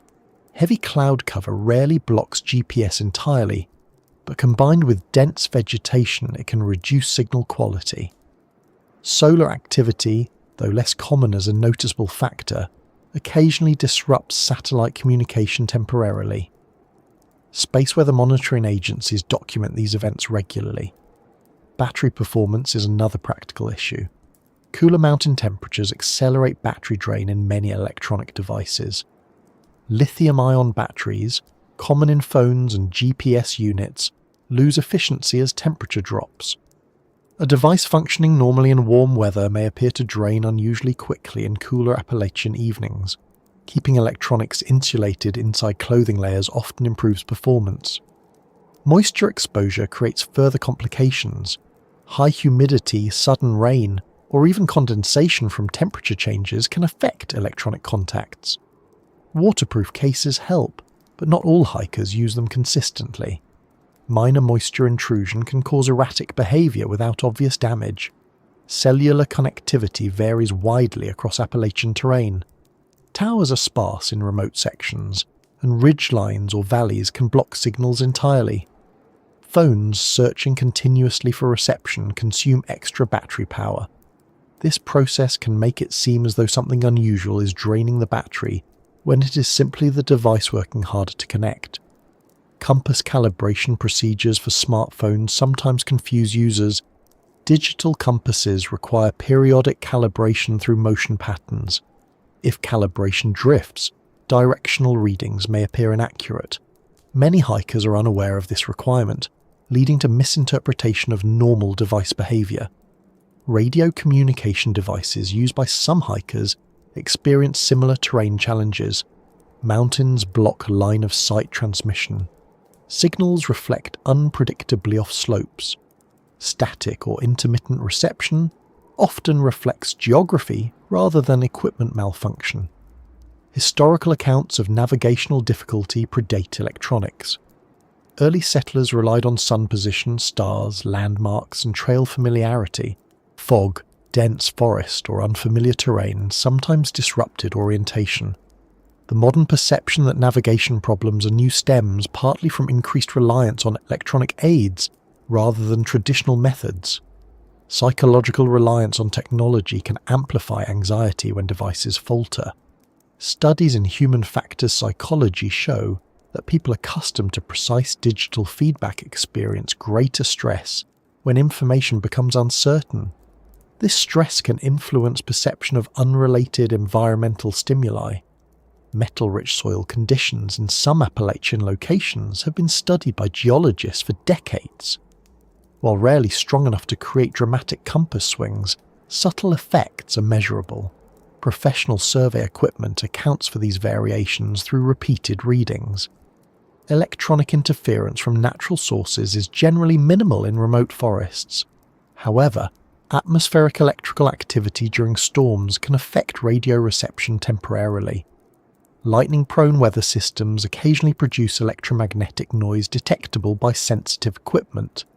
Trail shelters sometimes contain leftover metallic materials from past repairs or earlier structures. Nails, wire, or tools stored nearby can influence compass readings if measurements are taken very close. Educational programs for hikers now emphasize redundancy in navigation, map, compass, GPS, and situational awareness combined. Relying exclusively on one method increases vulnerability to error. Technological literacy varies widely among visitors. Some interpret normal device limitations as unusual events simply because they are unfamiliar with environmental factors affecting electronics. Search and rescue teams report that most navigation incidents involve human error rather than equipment failure. Misreading maps, overlooking trail markers, or continuing after losing orientation contribute more often than technological malfunction. Despite this, stories about malfunctioning electronics persist because they fit existing mystery narratives. Once a location gains a reputation, ambiguous technical issues may be interpreted through that lens. Environmental acoustics and visual perception sometimes interact with navigation stress. Feeling lost increases alertness. which can heighten sensitivity to sounds or movement previously ignored. Scientific field experiments occasionally place monitoring equipment along remote trails to study environmental conditions. Data consistently show expected signal attenuation patterns rather than unexplained anomalies. Battery technology continues improving. Newer devices maintain performance better in cooler conditions, though environmental effects remain noticeable. Mapping applications now allow offline downloads, reducing reliance on real-time connectivity. Awareness of this feature has improved safety significantly. Outdoor ethics encourage preparation rather than dependence. Carrying spare batteries, physical maps, and backup navigation tools reduces anxiety when electronics behave unpredictably. Environmental conservation considerations limit infrastructure expansion in some regions.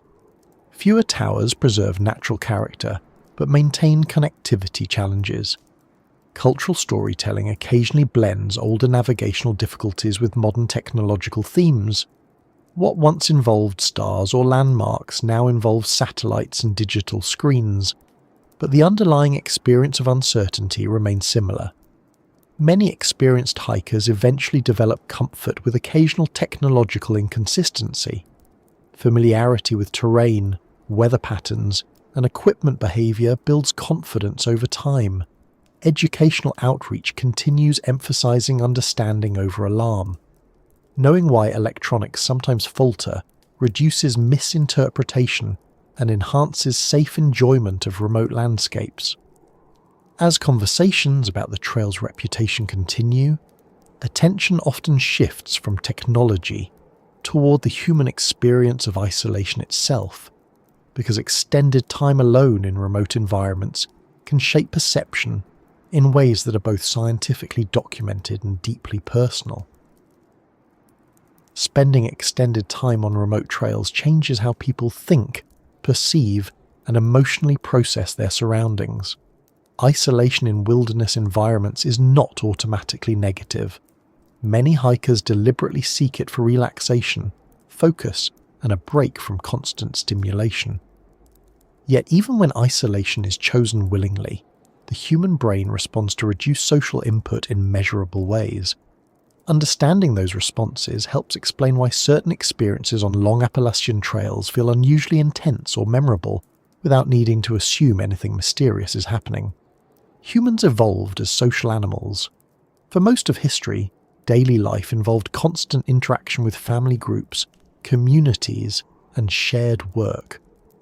Modern life often maintains that pattern through cities, workplaces, and digital communication. When someone steps onto a long forest trail, especially alone, that social feedback loop changes abruptly. There are fewer conversations, fewer visual cues from other people, and fewer structured time markers. The brain adjusts gradually, but the adjustment period can include heightened alertness. Silence plays a major role. True environmental quiet, the kind found deep in Appalachian forests, differs from indoor quiet. It includes subtle background noise from wind, insects, distant water, and wildlife. For someone accustomed to urban soundscapes, that quieter environment may initially feel empty even though it is acoustically rich. The brain sometimes responds by amplifying attention to small sounds. This heightened auditory awareness is adaptive for safety, but can make ordinary noises seem more significant. Attention patterns shift as well. Without frequent external interruptions such as traffic signals, notifications, or conversations, thoughts often become more internally focused. Some hikers find this calming, others experience increased rumination. Psychological research shows that unstructured time encourages reflection, which can be beneficial but also emotionally intense depending on personal circumstances. Time perception often changes during long hikes. Without clocks or scheduled activities, hours may feel longer or shorter than expected. This temporal distortion is well documented in studies of isolation. Circadian rhythms remain active, but subjective time sense becomes more flexible. Many hikers report losing track of exact time while maintaining awareness of daylight progression. Visual processing adapts too. After prolonged exposure to natural settings, people often become more sensitive to subtle environmental cues. Movement in peripheral vision, slight colour changes indicating weather shifts, or faint trail markers become easier to detect. This adaptation improves navigation, but can also increase awareness of ambiguous stimuli. Cognitive load differs from everyday urban life. Physical exertion combined with navigation decisions occupies mental resources. Decision fatigue can occur after hours of continuous low-level problem solving, such as choosing safe footing, monitoring weather, and maintaining direction. When cognitive resources decrease, interpretation of sensory input may become less precise. Emotional responses vary widely among individuals. Some hikers experience profound calm, others notice mild anxiety, especially during initial days of solo travel. Neither response indicates weakness or abnormality. Personality traits, prior experience, and current life context all influence reaction. Social isolation research often distinguishes between loneliness and solitude. Loneliness involves unwanted isolation and negative emotional impact. Solitude can be restorative when chosen intentionally. Long-distance hiking often begins as chosen solitude, though feelings may fluctuate over time. Physiological effects accompany psychological changes. Heart rate variability, stress hormone levels, and sleep patterns sometimes shift during extended outdoor activity. Regular physical exercise generally benefits mood regulation, yet sleep disruption from unfamiliar environments can offset some of those gains temporarily. Sleep quality deserves specific attention. Camping environments introduce variable temperatures, unfamiliar sounds, and different bedding conditions. Even experienced hikers occasionally experience lighter sleep. Mild sleep disruption affects attention, memory, and emotional regulation. Nutrition influences mental clarity as well. Long hikes require increased caloric intake. Inadequate nutrition can lead to irritability, decreased concentration, and slower reaction times. Hydration status similarly affects cognitive function. Communication limitations contribute to psychological adjustment. Limited cell service reduces immediate contact with friends or family. Some hikers find this freeing, others initially experience mild unease. Adaptation usually occurs within a few days. Environmental monotony sometimes appears despite scenic surroundings. Walking similar forest terrain for hours can reduce novelty. The brain seeks variation, and when it finds little, attention may shift inward. This inward focus explains why personal reflection often intensifies on long trails. Mindfulness researchers note similarities between long hiking and certain meditation practices. Repetitive movement, natural surroundings, and reduced external demands encourage present moment awareness. Many hikers report increased clarity of thought after adjustment. However, unfamiliar nighttime conditions can temporarily increase vigilance. Darkness in remote forests lacks artificial light cues. The brain maintains higher alertness levels initially, a remnant of evolutionary survival mechanisms. This heightened vigilance typically decreases with experience. Group hiking moderates isolation effects. Even small groups provide social feedback that stabilizes mood and perception. Solo hikers often develop internal coping strategies such as structured routines, journaling, or audio listening. Audio devices introduce an interesting balance. Music or podcasts reduce perceived isolation but may decrease environmental awareness. Safety guidelines recommend moderate use rather than continuous listening. Psychological resilience improves with experience. Hikers who regularly spend time in remote settings report quicker adjustment and lower anxiety levels than first-time visitors. Familiarity reduces uncertainty. Expectation strongly influences experience. Individuals anticipating peace often find it. Those expecting unease may interpret ambiguous stimuli accordingly. Pre-trip mindset shapes perception significantly. Cultural narratives about wilderness affect interpretation. Societies with strong outdoor traditions often frame solitude positively. Others emphasize danger. Appalachian folklore contains elements of both perspectives. Environmental education programs now address psychological preparation alongside physical safety. Understanding normal cognitive responses to isolation helps hikers interpret experiences calmly. Technology can both help and hinder adjustment. GPS and emergency communication devices provide reassurance, but may delay development of traditional navigation confidence. Balanced preparation is recommended. Search and rescue data show that panic contributes to some navigation errors. Maintaining psychological composure remains as important as physical preparation. Outdoor therapy programs intentionally use controlled isolation for mental health benefits. Participants often report improved mood, reduced stress, and enhanced self-efficacy. Memory formation appears particularly strong during periods of moderate isolation combined with novel environment. Many hikers retain vivid trail memories for years. Environmental aesthetics influence emotional response. Appalachian forests, with their layered vegetation and gradual terrain, often evoke reflective rather than dramatic emotional states. Wildlife encounters, even brief ones, can break monotony positively. Observing animals often increases feelings of connection rather than fear once familiarity develops. Weather variation provides natural pacing. Rain, fog, and sunlight cycles create environmental diversity that influences mood and attention.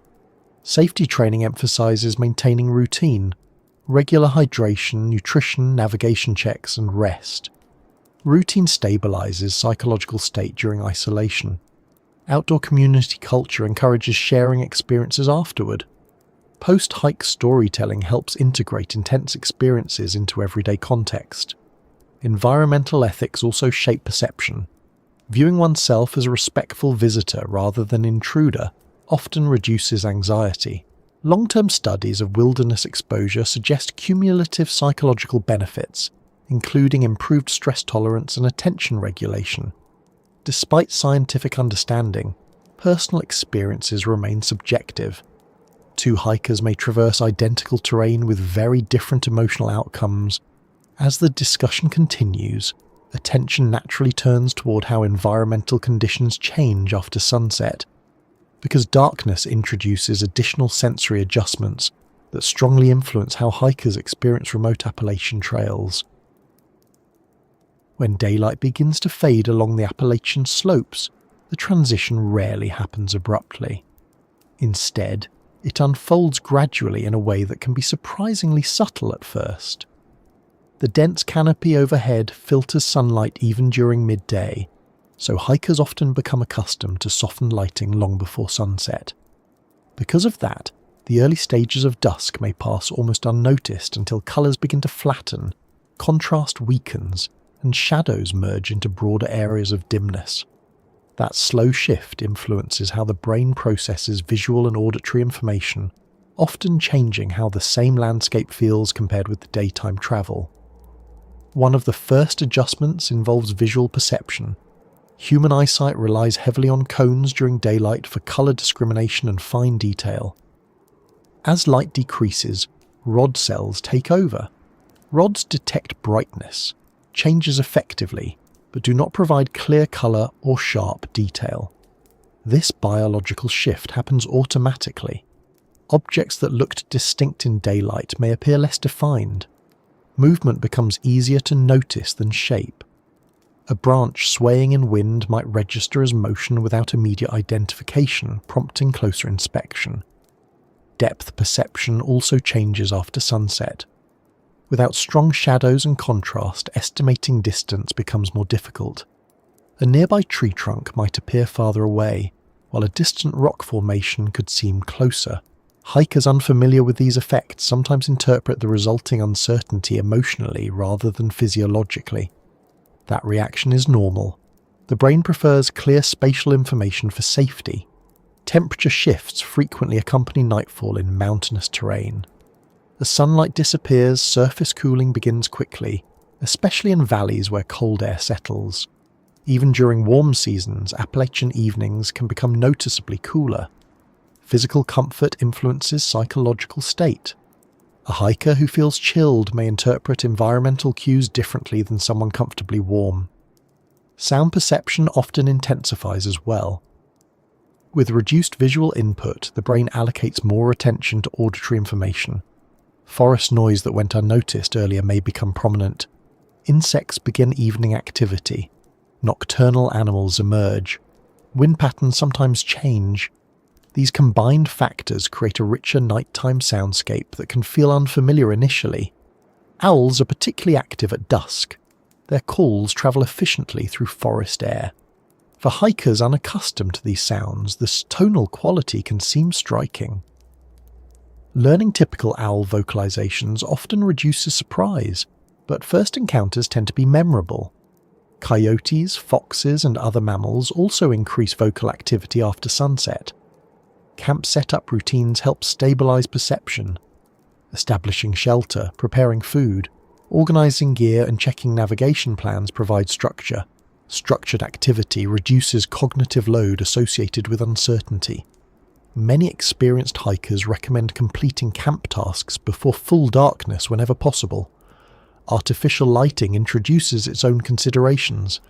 Headlamps and lanterns illuminate a limited area while leaving surrounding forest darker by contrast. This creates a tunnel vision effect. Peripheral awareness decreases, making unexpected movement outside the light beam more noticeable. Adjusting brightness settings appropriately can reduce this effect.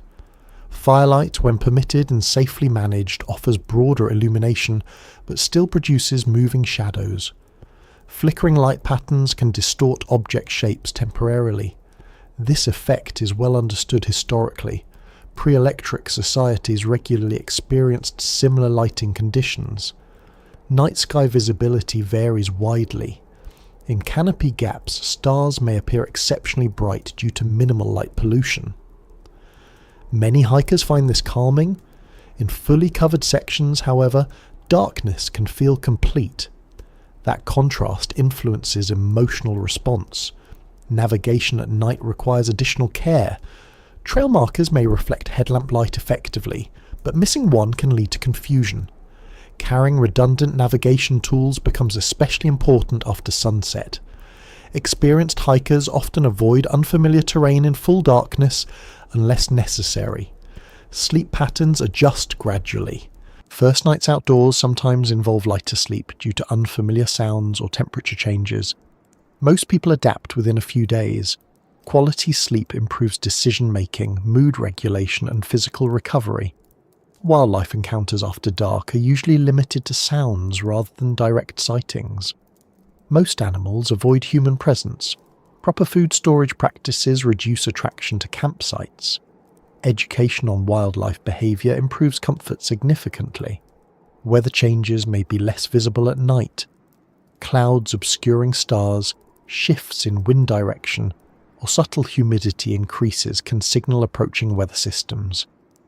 Experienced hikers learn to monitor these cues even in low light. Fog formation is common in Appalachian valleys overnight.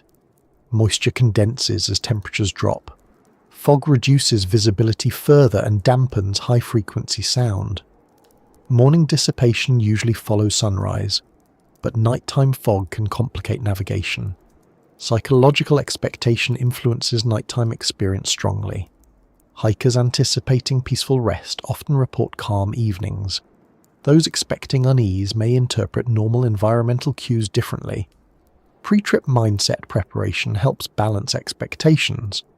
Group conversation around campfires or shelters historically served social bonding functions. Shared storytelling reduces perceived isolation. Modern hikers often continue this tradition informally. Technological devices provide reassurance but can also distract from environmental awareness. Checking battery status, weather updates, or location coordinates periodically is useful, but constant monitoring may increase anxiety unnecessarily. Historical accounts from early settlers frequently mention nighttime environmental adaptation. Before electric lighting, understanding nocturnal conditions was essential. Modern hikers rediscover some of these adjustments during extended outdoor trips. Environmental psychology research shows that moderate darkness combined with natural sounds can reduce stress once familiarity develops. This response likely reflects evolutionary adaptation to safe nighttime environments.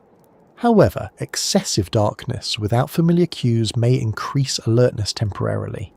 Carrying reliable lighting equipment mitigates this response. Clothing choices influence nighttime comfort significantly. Layering appropriately prevents cold-related discomfort that could affect sleep and perception. Hydration remains important even in cooler evening conditions. Dehydration subtly affects cognitive clarity and mood. Night photography enthusiasts often visit Appalachian trails for low-light pollution conditions. Long exposure techniques capture star fields not visible in urban settings. This activity requires additional safety planning. Educational programs increasingly include nighttime hiking modules. Learning to interpret environmental cues after dark improves confidence. Search and rescue teams emphasize preparation rather than avoidance. Night travel is manageable with proper equipment and training. Cultural storytelling sometimes emphasizes nighttime mystery more than daytime experience. Darkness naturally limits information, encouraging narrative interpretation. Environmental conservation policies often restrict artificial lighting installation to preserve wildlife habitats. Maintaining natural darkness benefits ecosystems but requires visitor adaptation. Outdoor recreation literature consistently notes that initial nighttime unease decreases with repeated exposure. Familiarity builds quickly. Physiological relaxation responses often follow successful adaptation. Heart rate stabilizes, breathing slows, and attention becomes more balanced. Many hikers report some of their most memorable trail experiences occurring at dusk or night. Clear skies, quiet surroundings, and reflective time away from daily distractions. As understanding of nighttime environmental dynamics grows, attention often shifts toward another aspect frequently discussed in Appalachian Trail narratives, namely historical accounts of individuals who disappeared or became lost in remote sections, which shaped local cautionary traditions over time. As awareness of nighttime conditions, isolation and environmental complexity grows, another topic inevitably enters conversations about remote Appalachian trails. Accounts of hikers, travelers, or local residents who went missing over the years. These stories tend to attract attention quickly because they combine real historical incidents with the emotional weight of uncertainty. However, understanding them requires careful context. Most disappearances in wilderness areas have practical explanations rooted in terrain, weather, navigation challenges, health emergencies, or simple miscommunication rather than anything unusual or supernatural. The Appalachian region covers vast stretches of forest, ridgelines, valleys, and waterways. Even well-marked trails pass through areas where visibility remains limited for long distances. A person stepping a short distance off trail to investigate a sound, take a photograph, or look for a campsite can quickly lose visual reference points. Without clear landmarks, retracing steps becomes harder than expected. This is especially true in areas with repeating terrain features such as similar tree clusters, rolling hills, or dense undergrowth. Historical records show that early settlers occasionally disappeared while travelling between communities. Travel at that time involved horseback or foot journeys along minimally maintained paths. Weather changes, injuries, illness, or animal encounters could interrupt travel suddenly. Communication delays meant families sometimes waited days before realising someone was overdue. When searches eventually began, environmental conditions often obscured tracks or other clues. Industrial-era disappearances also appear in historical documentation. Logging camps, mining operations, and railroad construction projects placed workers deep in forested terrain for extended periods. These workers faced physical hazards including falling timber, unstable ground, equipment accidents, and exposure to harsh weather. Some incidents were recorded clearly, others remained ambiguous due to limited documentation standards of the time. Modern missing hiker cases follow patterns documented worldwide in wilderness recreation areas. Navigation errors remain the leading cause, A person intending a short detour may misjudge direction. Panic sometimes worsens the situation. Instead of staying in place, individuals may continue moving, increasing distance from the original location. Search and rescue professionals emphasize that staying put often improves recovery chances, but not everyone knows this guideline. Terrain complexity contributes significantly. Appalachian slopes may appear gradual but contain hidden drop-offs, loose rock, and dense vegetation pockets. Falls resulting in injury can immobilize someone out of sight from main trails. Even minor injuries complicate movement over uneven ground. Combined with fatigue or dehydration, mobility decreases further. Weather conditions play a major role. Sudden storms, temperature drops, or fog formation reduce visibility and increase risk of hypothermia. Wet ground becomes slippery. Stream crossings grow hazardous after rainfall. Seasonal weather variability means conditions can change faster than hikers anticipate. Water features create additional hazards. Streams and rivers sometimes follow narrow channels with steep banks. Attempting crossings without proper assessment increases accident risk. Swift water can carry debris and obscure footing. Historical accounts of missing travellers often mention last known locations near water sources. Health emergencies must also be considered. Cardiac events, allergic reactions, dehydration and heat exhaustion can occur unexpectedly. In remote areas, immediate medical assistance is not always available. Solo hikers face additional risk because there may be no companion to recognise symptoms early. Equipment limitations occasionally contribute. Navigation devices can fail due to battery depletion, moisture exposure, or signal loss under dense canopy. Maps may be outdated or misinterpreted. Inadequate clothing or footwear increases vulnerability to environmental stress. Psychological factors influence outcomes as well. Anxiety following disorientation can impair decision-making. Studies show that individuals under stress sometimes make rapid, poorly planned choices rather than deliberate ones. Training in outdoor survival emphasizes calm assessment for this reason. Search and rescue operations in Appalachian terrain involve coordinated teams, aerial support when available, and tracking specialists. Dense canopy sometimes limits aerial visibility. Ground searches rely on systematic grid patterns. Community volunteers often assist, reflecting strong regional traditions of mutual aid. Many missing person cases resolve successfully. Individuals are found safe after becoming temporarily disoriented. Others sustain injuries but recover with assistance.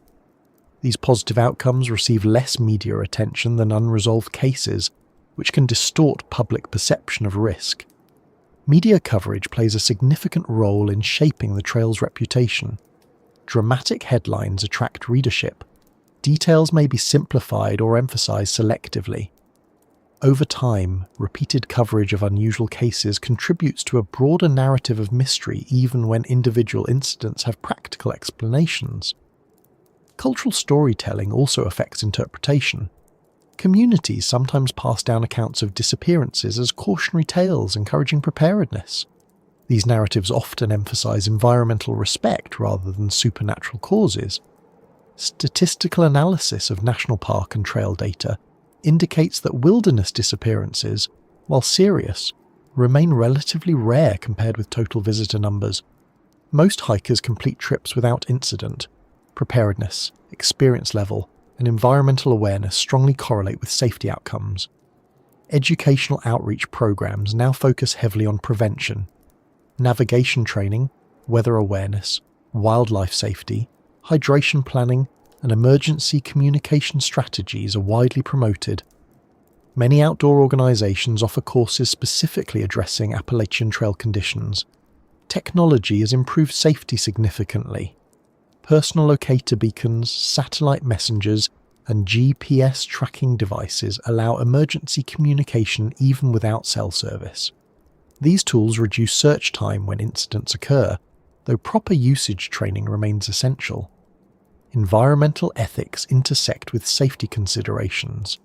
Staying on established trails protects ecosystems and reduces disorientation risk. Marked paths exist not only for conservation, but also for visitor safety. Local communities often maintain informal monitoring networks. Trailhead logbooks, community bulletin boards, and ranger station check-ins help track visitor movement. These practices improve response times if someone becomes overdue. Historical unresolved cases continue to attract attention, partly because human psychology finds incomplete stories compelling. Lack of closure invites speculation. Responsible discussion focuses on evidence rather than conjecture. Family perspectives deserve sensitivity. Missing persons represent real individuals with loved ones. Respectful communication avoids sensationalizing personal tragedy. Many advocacy organizations emphasize balanced reporting for this reason. Environmental research sometimes revisits older cases using improved mapping, forensic techniques, and ecological understanding. Some historical mysteries have been clarified through such work, though not all. Outdoor community culture encourages sharing trip plans before departure. Informing friends or family of intended routes and return times significantly improves safety. This simple step prevents many prolonged searches. Solo hiking remains popular and generally safe with preparation. Carrying adequate supplies, navigation tools, and emergency communication devices reduces risk substantially. Fatigue management is critical. Overestimating endurance leads to late-day navigation errors. Planning conservative distances allows margin for unexpected conditions. Wildlife encounters, while often cited in folklore, rarely cause disappearances. Most animals avoid humans. Education about proper food storage and behaviour minimises risk further. Environmental signage improvements continue across Appalachian trails. Clear markers, updated maps, and hazard notifications help visitors make informed decisions. Weather forecasting technology provides better planning tools than earlier generations had. Checking forecasts regularly reduces exposure risk. Community volunteerism plays an important role in trail maintenance and search efforts. Local knowledge often proves invaluable during rescue operations. Psychological resilience training is increasingly included in outdoor education. Maintaining composure during unexpected situations improves outcomes.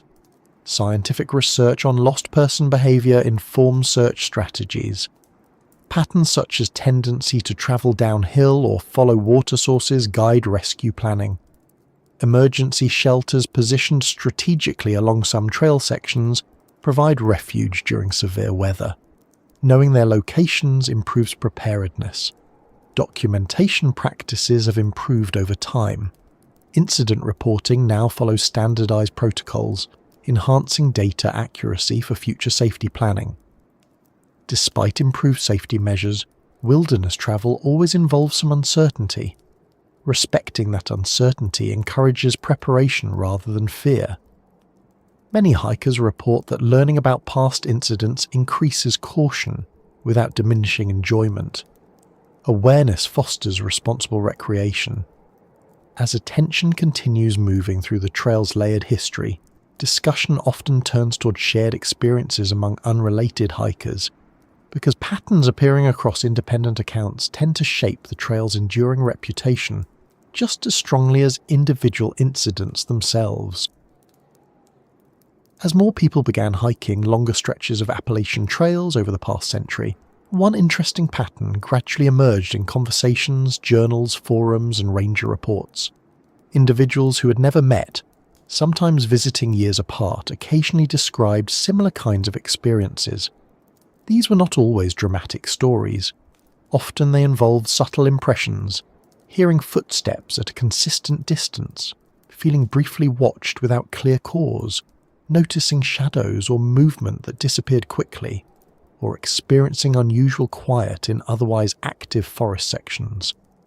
The fact that unrelated hikers reported comparable sensations naturally attracted attention, even though environmental and psychological explanations often account for much of this overlap. Human perception tends to follow predictable patterns, especially in similar environments. Dense Appalachian forest provides consistent sensory conditions, limited visibility, variable acoustics, fluctuating light, and long periods of solitude. When multiple people encounter those same conditions, their brains may produce similar interpretations. This is not coincidence so much as shared human sensory processing responding to shared environmental stimuli. Acoustic conditions offer a strong example. Valleys, tree density, humidity, and temperature inversions all affect how sound travels. Many hikers report hearing footsteps pacing them. Wildlife behavior, particularly deer following trails quietly, provides a plausible explanation.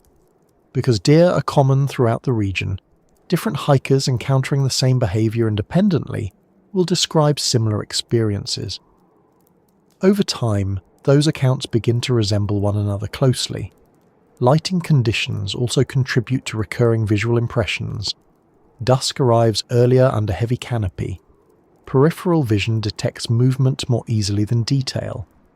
When small animals move quickly or wind shifts branches, hikers often report glimpsing shapes that vanish when looked at directly. Since the visual physiology involved is universal, descriptions tend to match even without communication between hikers. Psychological priming plays an additional role. Once a trail acquires a reputation, visitors often learn about it beforehand. Even if they do not fully believe the stories, awareness increases attentional sensitivity. Studies in environmental psychology show that expectation influences perception subtly. People become more likely to notice ambiguous stimuli and interpret them within an existing narrative framework. Memory reconstruction further aligns accounts. Human memory is not a perfect recording. When recounting experiences later, individuals organize details into coherent stories. Common cultural language about wilderness, isolation, and mystery shapes how those stories are told. Over time, similarities in wording may reflect shared narrative conventions as much as shared experiences. Fatigue produces consistent cognitive effects as well. Long hikes involve physical exertion, hydration challenges, and variable sleep quality. These factors influence concentration and sensory processing. Many hikers report unusual sensations late in the day when fatigue peaks. Because the physiological process is similar across individuals, descriptions often overlap. Weather patterns create another shared influence. Fog formation, temperature drops, and humidity changes occur regularly in Appalachian terrain. These conditions affect visibility, sound transmission, and comfort. Hikers encountering fog in the same valley months or years apart may report remarkably similar impressions. Group discussions after hikes contribute to narrative consolidation. Outdoor communities share experiences through blogs, forums, guidebooks, and informal conversation. Hearing others describe similar sensations validates personal experience and encourages similar framing when retelling one's own story. Scientific research into wilderness perception confirms that environments with limited visual cues and high sensory complexity produce consistent subjective responses across populations. Dense forests worldwide generate comparable reports from hikers unfamiliar with those conditions. Wildlife distribution patterns reinforce this consistency. Species common across large Appalachian areas behave in predictable ways. Owl vocalizations, coyote calls, and deer movement patterns are similar regardless of specific trail segment. Independent encounters therefore produce similar auditory reports. Trail infrastructure also standardizes experience. Shelters, campsites, water sources, and ridge crossings create common stopping points. Hikers spending time in the same locations under similar conditions naturally share certain sensory impressions. Technological factors occasionally appear in shared accounts too. GPS signal dropouts under dense canopy, intermittent cell reception, and battery drain in cooler temperatures are widely documented. Hikers unfamiliar with these environmental effects sometimes interpret them as unusual initially. Cultural storytelling traditions influence interpretation. Appalachian communities have long valued oral history. Visitors encountering local narratives may incorporate those themes into personal experience descriptions, even unconsciously. Environmental conservation efforts maintain relatively consistent forest conditions across decades. Protected land status limits large-scale development. This stability preserves the sensory environment that shapes recurring experiences. Educational outreach now helps contextualize shared reports. Ranger programs often explain acoustic and visual phenomena common in dense forests. Many hikers report reduced anxiety after learning these explanations. Search and rescue professionals note that similar perception patterns appear in lost person reports worldwide. Disorientation, heightened sound awareness, and visual ambiguity are common responses to unfamiliar terrain. Outdoor therapy research provides additional insight.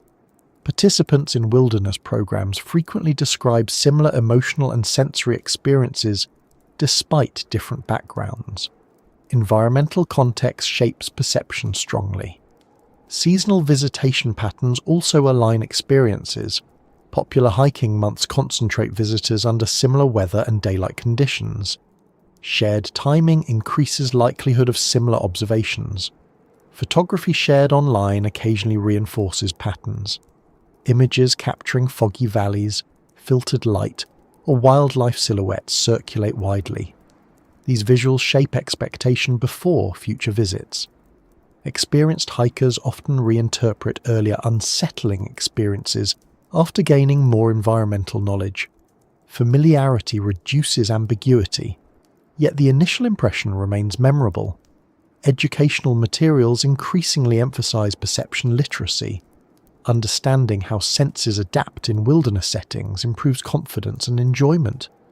Environmental ethics encourage respectful curiosity rather than fear-based interpretation. Appreciating complexity without assuming threat supports positive recreation experiences. Academic folklore studies examine how repeated similar accounts evolve into regional legends. Pattern recognition drives narrative formation across cultures. Technological recording tools such as audio recorders or trail cameras sometimes confirm natural explanations for reported sounds or movements. These tools enhance scientific understanding. Community science initiatives invite hikers to document wildlife sightings and environmental conditions. Shared data improves ecological knowledge while grounding personal experiences. Despite rational explanations, emotional impact remains genuine. Feeling briefly watched or uncertain in isolation triggers natural vigilance responses. These reactions are adaptive. Many hikers eventually view such moments as part of wilderness immersion rather than an anomaly. Developing comfort with environmental complexity becomes a valued skill. Outdoor education increasingly integrates psychological preparation alongside physical safety training. Awareness reduces unnecessary stress. Environmental psychologists highlight the role of novelty. Unfamiliar settings heighten attention. Once familiarity develops, similar stimuli produce less emotional response. Cultural diversity influences interpretation. Visitors from urban environments often report stronger initial reactions than those with rural outdoor backgrounds. Long-term hikers sometimes report that repeated exposure replaces unease with appreciation. Subtle forest dynamics become interesting rather than concerning. Environmental monitoring data consistently shows stable wildlife populations and acoustic conditions along most Appalachian trails, supporting natural explanations for recurring sensory reports. As the narrative continues, attention often turns toward how local communities interpret these shared experiences, because regional warnings, advice, and informal trail lore have played a significant role in shaping how visitors approach this particular stretch of Appalachia. As more hikers began passing through Appalachian trails over the decades, local communities naturally developed their own ways of talking about certain stretches of forest, ridgelines, and valleys. These conversations rarely started as ghost stories or sensational accounts. Most began as practical advice. People who lived near the mountains understood seasonal weather shifts, wildlife habits, and navigation challenges. Passing along that knowledge informally helped newcomers avoid common mistakes. Over time, some of those cautionary messages gradually took on a storytelling tone, especially when repeated across generations. Local warnings often focus first on terrain awareness. Residents frequently emphasize how quickly conditions can change. A sunny morning may shift to foggy afternoon without much notice. Sudden rain can make already uneven trails slippery. These observations come from lived experience rather than speculation. Families who worked in logging, farming, or hunting environments depended on accurate environmental awareness for safety. Water sources receive particular attention in local advice. Streams that appear calm can become fast-moving after rainfall upstream. Appalachian watersheds respond quickly to precipitation because of steep slopes and dense vegetation. Long-time residents understand which crossings become hazardous first. When they warn hikers to respect certain creeks or valleys, the guidance usually reflects observed hydrological patterns rather than folklore. Wildlife guidance forms another large portion of regional trail lore. Bears, coyotes, snakes, and smaller animals inhabit these forests. Local advice typically emphasizes prevention, proper food storage, maintaining distance, and understanding animal behavior. These recommendations have strong scientific backing. Stories about unusual encounters sometimes function simply to make the lesson memorable. Weather interpretation skills are also passed down informally. Cloud formations, wind direction shifts, humidity changes, and temperature drops all signal approaching weather. Experienced locals often read these signs without instruments. Visitors relying solely on digital forecasts may miss subtle on-site indicators. Navigation advice historically included recognition of natural landmarks.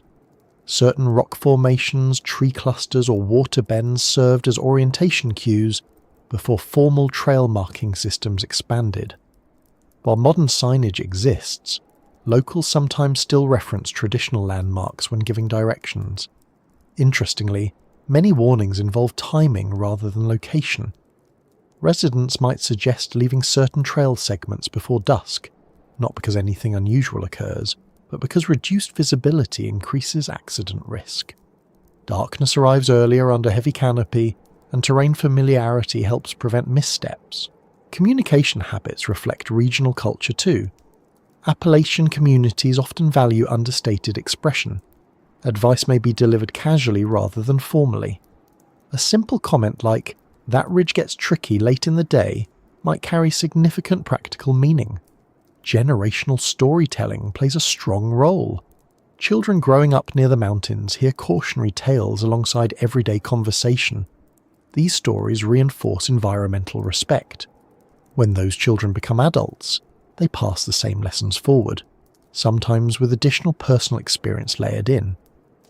Visitors occasionally interpret these narratives as supernatural warnings, particularly if unfamiliar with regional communication styles. Locals, however, often view them as practical wisdom packaged memorably. The distinction matters for accurate understanding. Historical industries influenced many pieces of trail lore. Logging operations taught workers how sound carries in valleys. Mining communities learned to read ground stability cues. Agricultural families tracked seasonal wildlife movement. These occupational insights became part of community knowledge. Emergency response history also shapes local advice. Search and rescue volunteers often come from nearby towns. They accumulate first-hand knowledge of where hikers most frequently encounter trouble. Informal warnings sometimes reflect those incident patterns. Regional dialect and phrasing can affect interpretation. Expressions that sound mysterious to outsiders may simply reflect colloquial speech. Linguists studying Appalachian English note rich metaphorical language used for everyday description. Educational outreach programs increasingly incorporate local voices. Rangers and outdoor educators collaborate with residents to ensure advice remains accurate while avoiding sensationalism. This partnership improves visitor understanding. Tourism development introduced additional layers. Some businesses highlight regional lore to attract visitors. Responsible operators balance storytelling with factual safety information, though not all presentations achieve that balance equally. Media portrayals occasionally amplify dramatic aspects of local stories. Television programs or articles focusing on mystery themes sometimes overlook practical context. Residents often express mixed feelings about such coverage. Scientific research supports many traditional warnings. Meteorological studies confirm rapid weather shifts. Wildlife biology validates animal behavior advice. Hydrology research explains stream dynamics. Traditional knowledge often aligns with empirical findings.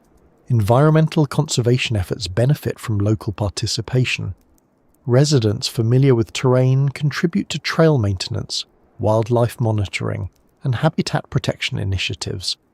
Their observational knowledge complements scientific data. Outdoor recreation growth has increased interaction between locals and visitors. Positive exchanges improve safety awareness. Miscommunication occasionally occurs when cultural context differs. Technology changes how warnings circulate. Online forums, social media groups, and hiking apps now share advice quickly. While this increases accessibility, it sometimes detaches guidance from original context. Emergency preparedness education emphasizes blending traditional knowledge with modern tools.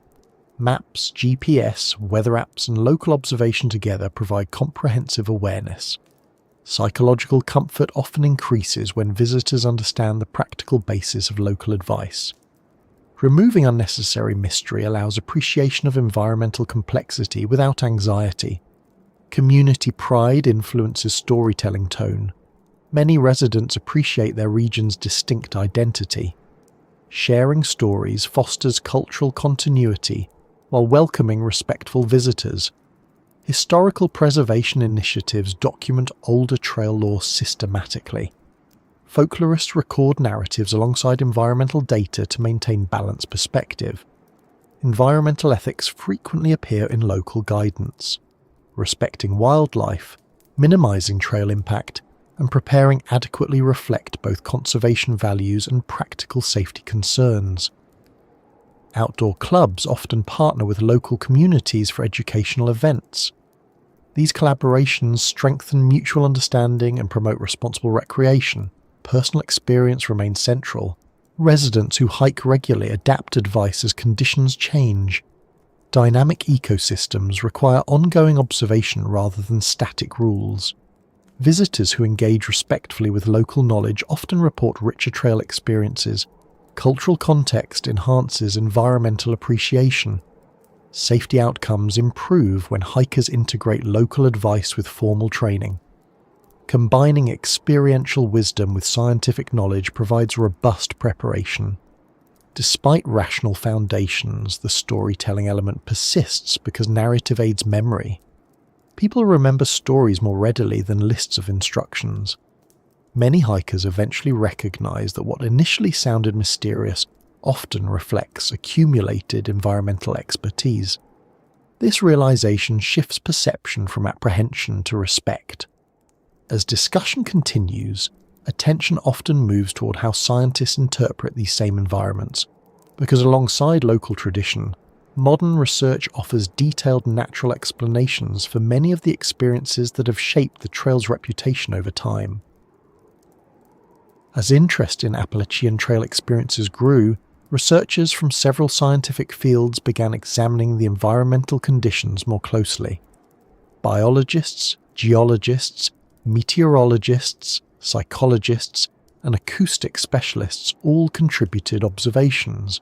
Their goal was not to dismiss personal experiences, but to understand how natural processes might shape perception in dense forest environments. Over time, a fairly consistent picture emerged. Most reported sensations along these trails can be explained through a combination of environmental complexity, human sensory adaptation, and normal ecological activity. Acoustics provides one of the clearest examples. Mountainous forest terrain changes how sound travels. Slopes reflect sound waves differently depending on angle, vegetation density, and air temperature. Valleys can channel noise over long distances, while dense foliage absorbs certain frequencies.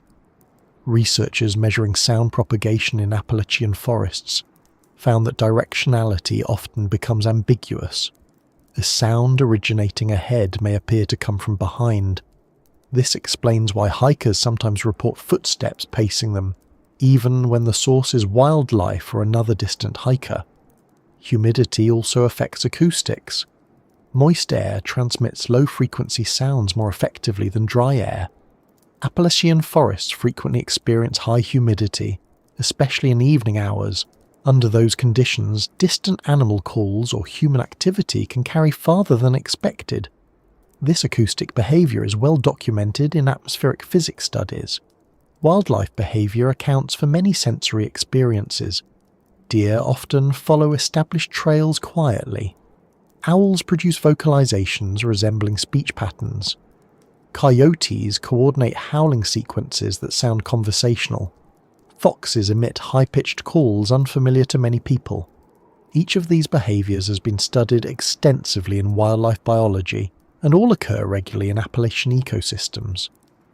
Visual perception research offers another layer of explanation. Dense canopy reduces light intensity even during daytime. At dusk, the transition to low light accelerates under heavy foliage. Human eyes shift from cone-dominated vision to rod-dominated vision, improving motion detection but reducing detail and color accuracy. Peripheral vision becomes more sensitive to movement. This physiological adaptation explains why brief glimpses of shadow or motion often occur without clear identification. Fog formation contributes additional visual complexity. Appalachian valleys frequently collect moisture overnight or during temperature changes. Fog diffuses light, reduces contrast, and obscures depth cues. Objects appear flatter or closer than they are. Visual misinterpretation under fog conditions is well documented in transportation safety research and applies equally to hiking environments. Geological factors occasionally influence navigation tools. Some Appalachian rock formations contain iron-bearing minerals. While rarely strong enough to cause dramatic compass swings, localized magnetic variation can produce slight directional discrepancies. Surveyors historically accounted for this through repeated measurements. Modern hikers relying on a single compass reading may notice small deviations. Soil composition affects drainage and footing. Certain clay-rich soils become slippery after rain. Loose rock on slopes increases fall risk. Scientists studying erosion patterns highlight these features as important safety considerations rather than mysterious hazards. Meteorological variability also plays a role. Mountain weather changes quickly due to elevation gradients and air mass movement. Sudden fog, temperature drops, or wind shifts reflect normal atmospheric dynamics. Meteorologists monitor these patterns routinely. Psychological research into wilderness perception adds further insight. Humans respond to unfamiliar environments with increased vigilance. This response enhances survival, but can amplify attention to ambiguous stimuli. Studies show that individuals in quiet, low-light environments become more sensitive to sound and motion.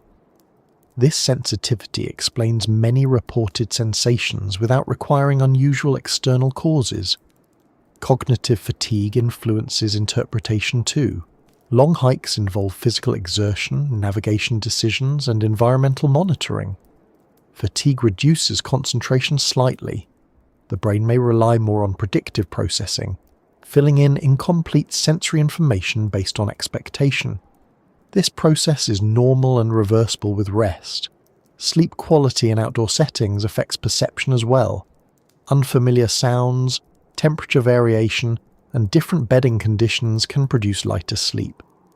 Mild sleep disruption influences attention and emotional regulation temporarily.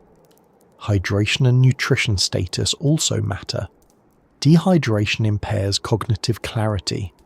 Low blood sugar affects mood and concentration. Outdoor safety training emphasizes regular intake, partly for this reason. Technological factors have scientific explanations too. GPS signals weaken under dense canopy due to satellite line-of-sight obstruction.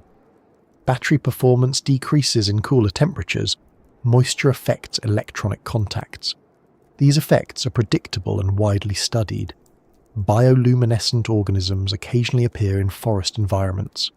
Certain fungi emit faint light under specific conditions. Fireflies produce moving points of light during summer evenings.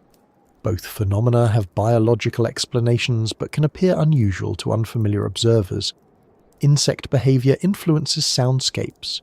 Cicadas, katydids, and crickets create layered acoustic environments. Sudden silence when predators approach is a documented ecological response. Hikers noticing abrupt quiet may interpret it emotionally without understanding the biological trigger. Tree physiology contributes additional sounds and courage. Temperature changes cause wood expansion and contraction, producing cracking noises. Branches rubbing together create rhythmic creaks. Wind interacting with canopy layers generates complex acoustic patterns. Water acoustics deserve special mention. Streams produce broadband noise containing many frequencies simultaneously. Under certain conditions, this noise resembles speech cadence. Auditory pareidolia, the tendency to perceive patterns like voices in noise, explains many reported voices near water.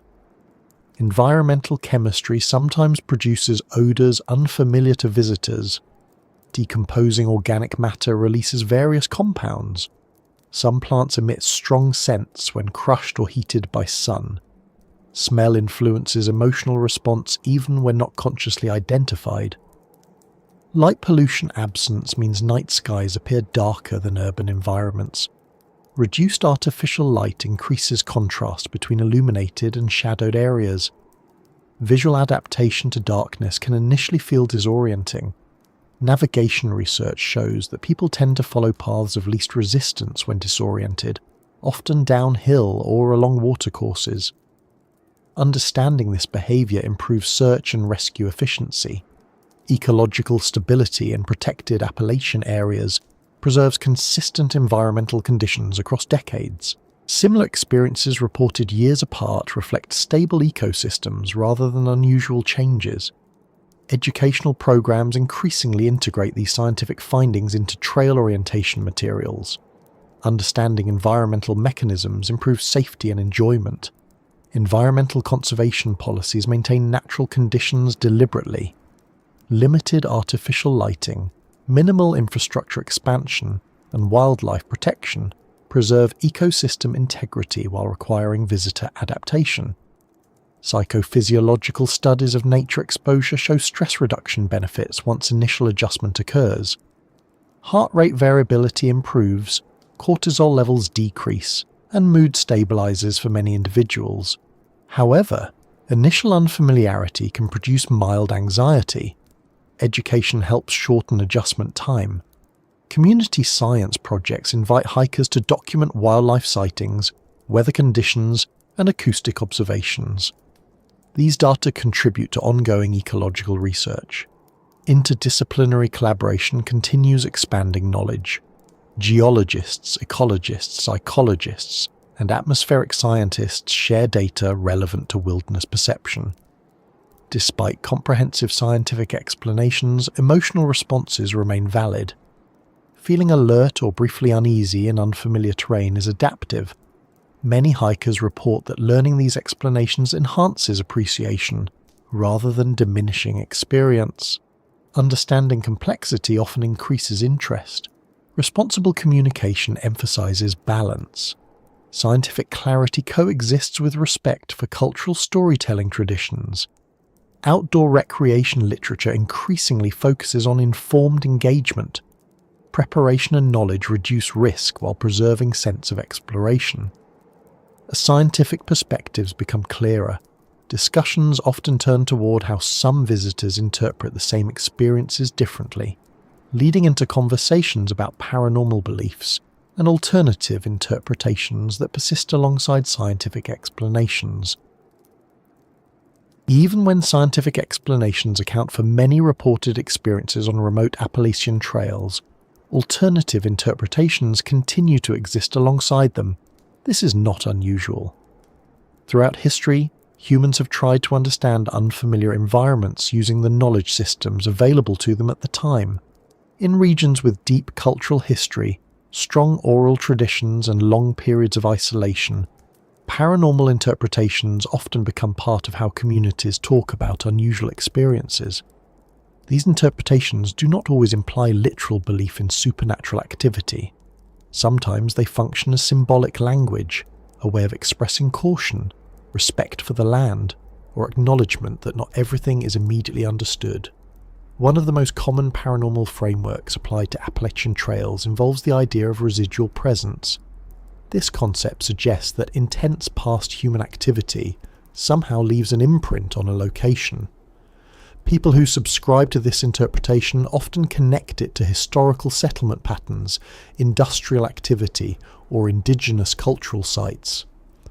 From a scientific standpoint, there is no evidence that environments store human emotional events in a measurable way. However, psychologically, awareness of historical depth can influence perception.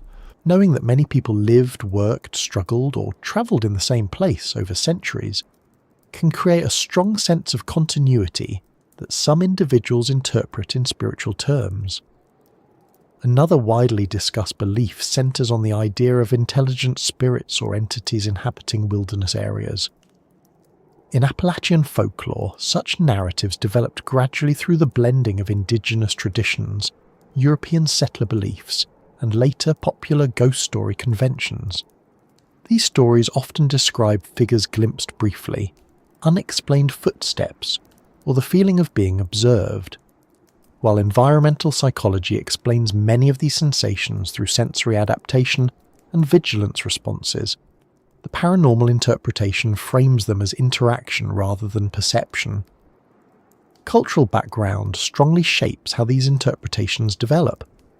Communities with long-standing storytelling traditions tend to incorporate environmental experiences into narrative frameworks that reinforce social values.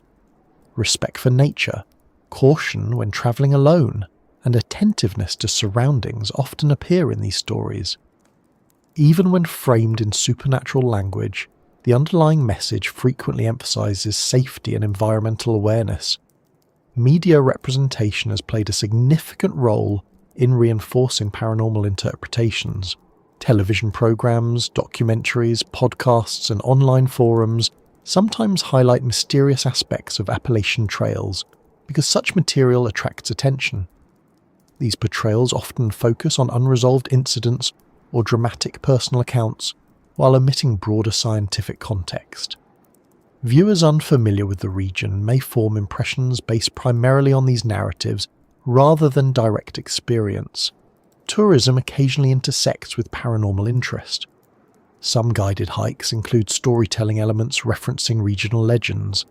Responsible guides usually clarify historical and environmental context, but not all presentations maintain that balance.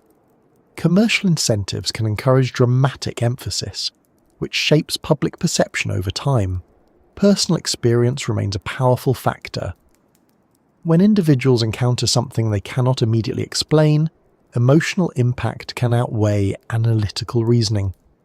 A brief unexplained sound at night or a momentary visual impression may linger in memory. If that person already has some openness to paranormal interpretation, the experience may reinforce that perspective. Conversely, someone with a scientific background may interpret the same event differently. Community discussions about these experiences often show a range of views. Some residents treat paranormal stories as cultural heritage without literal belief. Others maintain personal spiritual interpretations tied to family tradition. Still others focus exclusively on natural explanations. This diversity reflects broader human variation in belief systems rather than anything unique to Appalachia. Academic folklorists study how such narratives evolve. They note that repeated retelling tends to emphasize emotional elements while simplifying practical context. Over time, a story about a difficult nighttime hike may gradually acquire supernatural details as it passes through multiple narrators. This process occurs in many cultures worldwide. Psychological research into belief formation suggests that uncertainty plays a key role. Humans generally prefer coherent explanations for unusual events. When definitive information is lacking, Symbolic or narrative explanations can provide emotional closure even if not empirically testable. Environmental isolation historically contributed to this process. Before widespread communication infrastructure, Appalachian communities often relied on local knowledge rather than external scientific resources. Storytelling served educational, social, and entertainment functions simultaneously. Religious traditions also intersect with paranormal interpretation. Appalachian communities historically included diverse Christian denominations along with indigenous spiritual practices. Concepts such as guardian spirits, omens, or divine protection sometimes influenced how environmental experiences were framed. Modern paranormal investigation groups occasionally visit reputed locations with recording equipment. These efforts typically aim to document unusual phenomena. Scientific analysis of such recordings usually identifies natural sources such as wildlife sounds, environmental noise, or equipment artifacts. Nonetheless, the investigative process itself sustains public interest. Technological limitations sometimes contribute to interpretation differences. Low-light photography, audio recording distortion, and electromagnetic interference can produce ambiguous data. Without careful analysis, these artifacts may appear unusual. Online communities amplify shared narratives quickly. A single reported experience can circulate widely, accumulating commentary and reinterpretation. Digital communication accelerates folklore development compared with earlier oral transmission. Sociological studies note that shared mystery narratives can strengthen community identity. Discussing unusual experiences fosters social bonding. This function may explain persistence even when scientific explanations are available. Educational outreach increasingly addresses paranormal beliefs respectfully while presenting scientific context. Effective communication avoids dismissal and instead provides information allowing individuals to interpret experiences more broadly. Outdoor education programs often emphasize environmental literacy alongside cultural awareness. Understanding both scientific explanations and regional storytelling traditions enriches visitor experience without encouraging fear. Environmental conservation benefits indirectly from mystery narratives in some cases. Interest in reputed locations can increase support for land protection. Balanced interpretation ensures conservation goals remain primary. Cognitive science research highlights the brain's tendency toward agency detection. Humans evolved to assume intentional causes for ambiguous stimuli because false positives were safer than false negatives historically. This predisposition influences paranormal interpretation. Sleep science also contributes insight. Hypnagogic experiences, occurring at the boundary of sleep and wakefulness, sometimes involve auditory or visual impressions. Campers experiencing lighter sleep outdoors may encounter these phenomena more frequently. Emotional context matters significantly. Stress, excitement, or novelty heightens sensory awareness. First-time hikers in remote areas often report stronger reactions than experienced outdoors enthusiasts. Cultural narratives from outside Appalachia sometimes merge with local stories. Popular horror themes, urban legends, and fictional media influence interpretation even when not historically rooted in the region. Scientific literacy levels affect interpretation diversity. Individuals with environmental science training often recognize natural explanations quickly. Others may rely more on narrative frameworks. Importantly, many residents emphasize respect over fear. Even those who enjoy paranormal storytelling frequently stress preparation, environmental awareness, and responsible recreation as primary concerns. Academic anthropology research shows that belief systems often coexist without conflict. People may appreciate scientific explanation, while also valuing cultural narratives symbolically. Outdoor recreation trends continue evolving. Increased trail traffic introduces new perspectives while also increasing educational opportunities. Mental health research suggests that controlled engagement with mystery narratives can provide entertainment without negative psychological impact. when balanced with factual understanding. Environmental monitoring consistently shows stable ecological conditions along most Appalachian trails. No measurable anomalies correspond with reputed paranormal locations. Wildlife population studies reinforce natural explanations for many sensory experiences. Camera traps frequently capture animals in areas where hikers report unusual sounds or movement. Meteorological data confirm frequent fog formation, temperature variation, and acoustic conditions consistent with reported perceptions. Geological surveys document mineral variation, sufficient to explain minor compass discrepancies. Psychological resilience training now includes discussion of uncertainty tolerance. Accepting incomplete information without distress improves outdoor experience. Community science initiatives encourage hikers to document observations objectively. Structured reporting reduces interpretive bias. Cultural festivals sometimes celebrate regional storytelling traditions. These events frame narratives as heritage rather than literal threat. Educational institutions in Appalachian regions increasingly integrate folklore studies with environmental science curricula.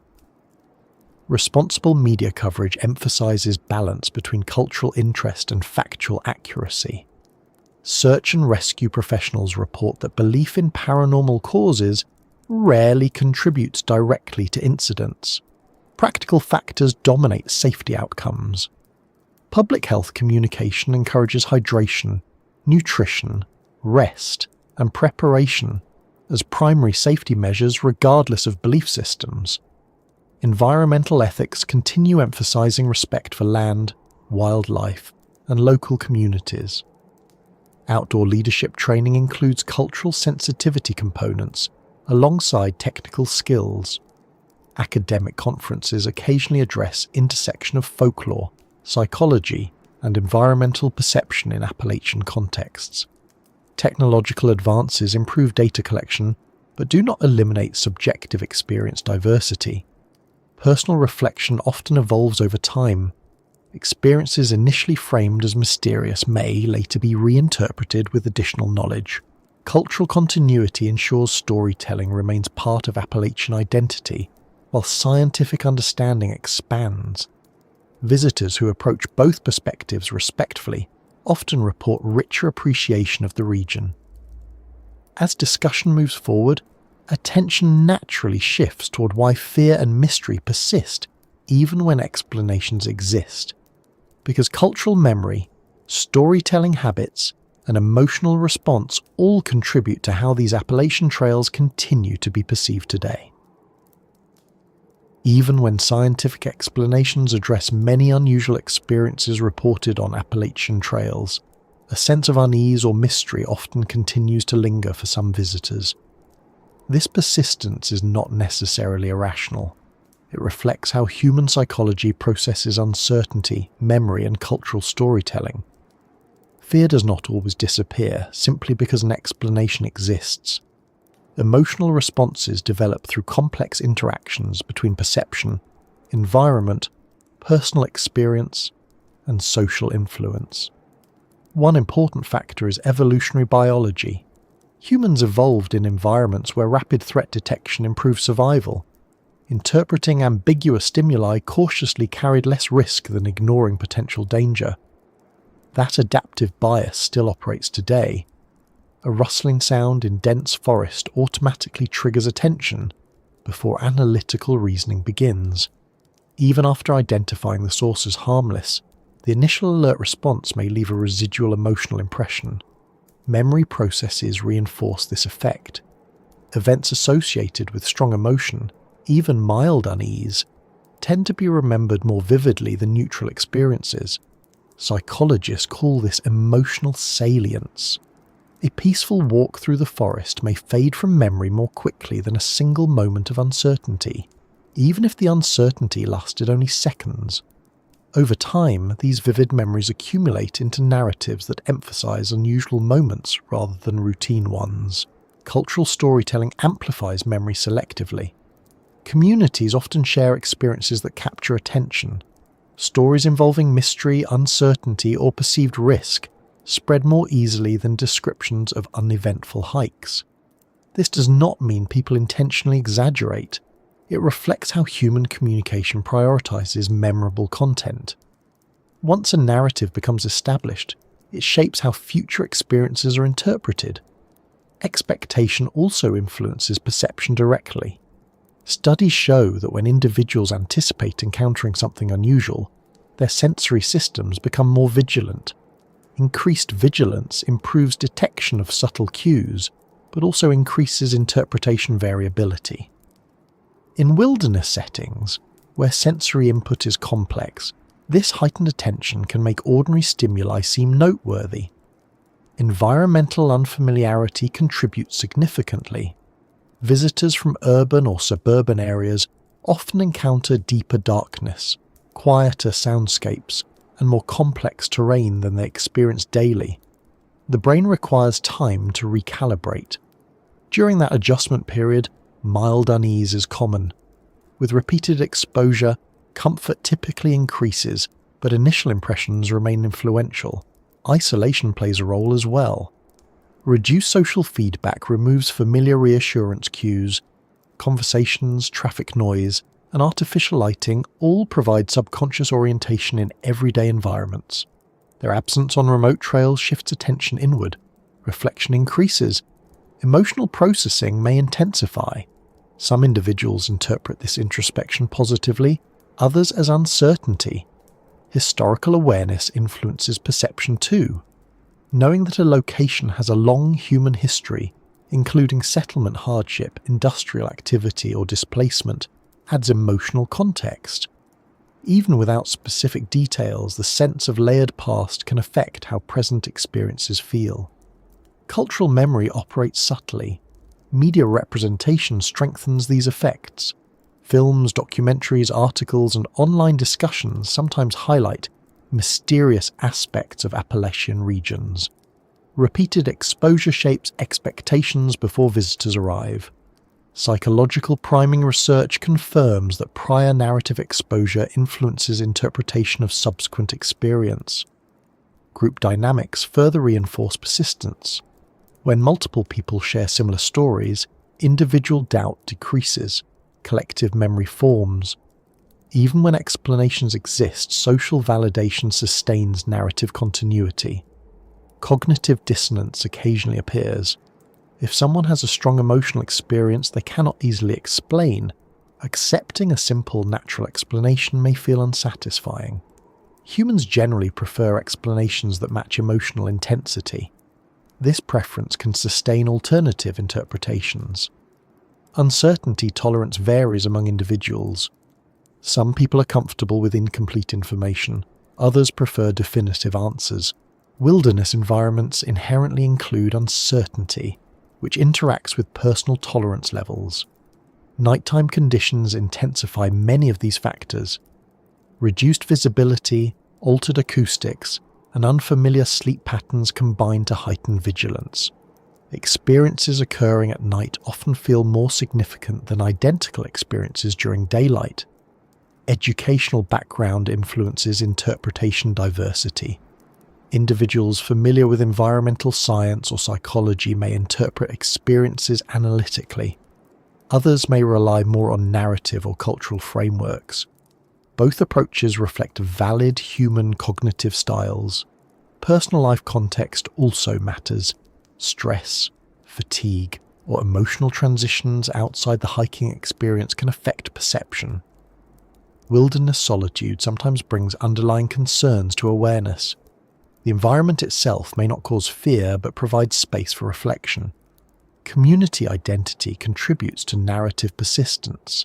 Appalachian regions maintain strong cultural traditions. Storytelling serves social cohesion functions. Mystery narratives become part of shared heritage, independent of literal belief. Economic factors occasionally intersect. Tourism interest in reputed locations can support local businesses. Balanced presentation ensures cultural interest does not overshadow safety education. Scientific literacy outreach continues improving public understanding. However, knowledge acquisition takes time. Emotional impressions often precede analytical processing. Environmental aesthetics influence perception subtly. Dense forests, filtered light, and layered terrain evoke contemplative responses. These responses can feel profound even without specific cause. Sleep science research shows that unfamiliar sleeping environments produce lighter sleep initially. Mild sleep disruption affects mood and perception temporarily, contributing to emotional vividness. Physiological stress responses diminish with familiarity. Experienced hikers report reduced anxiety compared with first-time visitors under similar conditions. Technological aids provide reassurance, but can also create dependence. Device malfunction may increase anxiety more than equivalent uncertainty without technology. Search and rescue education emphasizes preparation rather than fear. Understanding environmental factors reduces incident rates effectively. Folklore studies demonstrate that mystery narratives persist across cultures even with scientific explanation. They serve symbolic functions beyond literal interpretation. Anthropological research highlights how landscapes become culturally meaningful through repeated storytelling. Appalachian trails exemplify this process. Educational programs increasingly integrate psychological preparation with practical safety training. Balanced understanding supports positive recreation. Environmental conservation messaging sometimes uses emotional engagement to encourage stewardship. Mystery narratives occasionally contribute indirectly to conservation awareness. Scientific communication strategies now emphasize empathy alongside information. Respectful dialogue improves knowledge acceptance. Outdoor leadership training includes discussion of expectation management. Preparing hikers mentally enhances safety and enjoyment. Personal reflection often evolves. Initial unease may transform into appreciation as understanding deepens. Community science initiatives encourage objective observation reporting, reducing interpretive bias while maintaining engagement. Environmental monitoring consistently shows stable ecological conditions, supporting natural explanation frameworks. Wildlife research continues expanding knowledge of behavior patterns, influencing sensory experiences. Meteorological data improve forecasting accuracy, aiding preparation. Geological surveys refine understanding of terrain features affecting navigation. Psychological resilience studies confirm benefits of gradual exposure to unfamiliar environments. Cultural festivals celebrate Appalachian heritage while promoting accurate environmental education. Responsible media coverage increasingly balances interest with factual context. Academic collaboration between folklorists, scientists, and outdoor educators continues expanding. Public health messaging emphasizes hydration, nutrition, rest, and preparation as primary safety factors. Technological advances improve emergency communication reliability. Community volunteerism supports trail maintenance and safety education. Despite all these developments, emotional responses remain part of human experience. Fear, curiosity, respect, and fascination often coexist. Many hikers eventually find that understanding environmental and psychological factors enhances rather than diminishes the sense of wonder associated with remote landscapes. As the discussion continues, attention often turns toward contemporary hikers themselves, because modern outdoor enthusiasts bring new perspectives, technology, and expectations that influence how these Appalachian trails are experienced today. As conversations about Appalachian trails continue into the present, experienced hikers often provide a perspective that differs noticeably from first-time visitors. Their observations tend to focus less on mystery and more on pattern recognition, environmental familiarity, and practical awareness developed through repeated exposure. This does not mean they dismiss unusual experiences entirely. Rather, they often contextualize them within a broader understanding of how wilderness environments behave. One consistent point seasoned hikers mention is adaptation over time. The first few nights on a remote trail frequently involve heightened alertness. Sounds seem louder, darkness deeper, and unfamiliar terrain more demanding. With continued exposure, however, sensory calibration occurs. The same forest that initially felt uncertain begins to feel predictable. This adjustment aligns with research in environmental psychology, showing that familiarity reduces perceived threat even when objective conditions remain unchanged. Many experienced hikers emphasize preparation as the most important factor shaping perception. Carrying adequate navigation tools, understanding weather patterns, maintaining hydration, and planning realistic distances all contribute to psychological comfort. When logistical concerns are addressed, attention shifts from worry to observation. Navigation confidence appears frequently in their accounts. Those comfortable reading topographic maps, recognizing terrain features, and using compass bearings report fewer episodes of disorientation. They note that technological tools are helpful, but should complement rather than replace traditional skills. Redundancy in navigation methods provides reassurance when electronics behave unpredictably. Sound interpretation becomes more nuanced with experience. Seasoned hikers often identify wildlife vocalizations quickly. Owl calls, coyote howls, and small mammal movements become familiar. Recognizing these sounds reduces surprise. Some even describe the nighttime forest as acoustically informative, rather than unsettling once familiarity develops. Lighting adaptation also changes perception. Experienced hikers expect early dusk under dense canopy and plan accordingly. They often select campsites before full darkness and use lighting strategically rather than reactively. This proactive approach reduces stress associated with sudden low-light conditions. Weather awareness improves over time. Seasoned hikers learn to read cloud patterns, humidity changes, and wind shifts. Anticipating weather reduces uncertainty. They often carry layered clothing to adjust quickly to temperature variation, improving comfort and mood.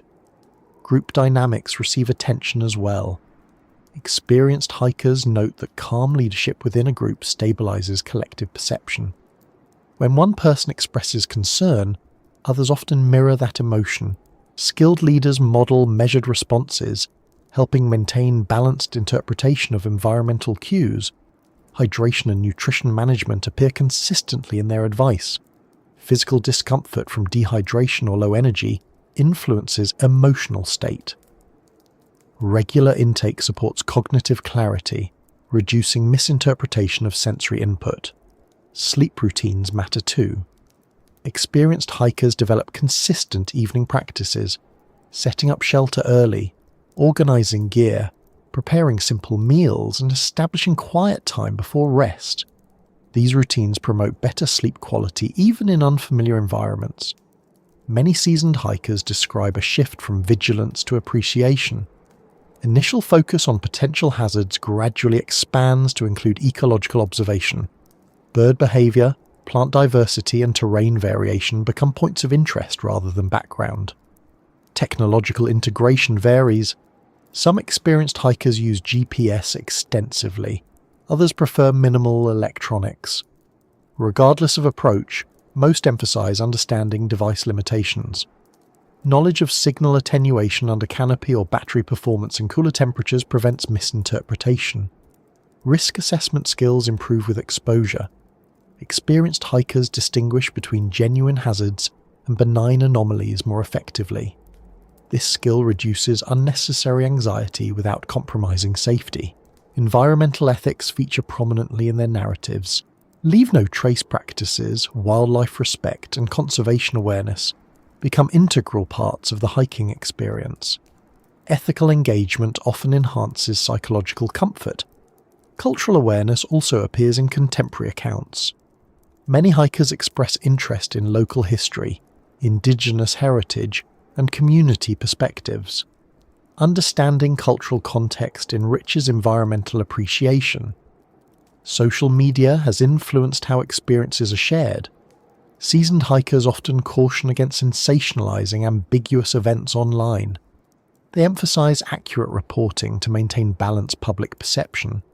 Educational outreach has expanded significantly.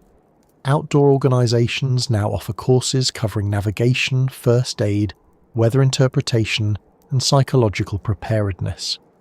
Experienced hikers frequently recommend such training to newcomers. Search and rescue professionals often come from the experienced hiking community.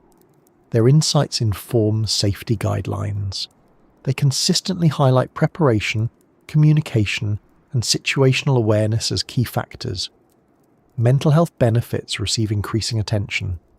Many seasoned hikers report reduced stress, improved focus, and enhanced emotional resilience after regular wilderness exposure.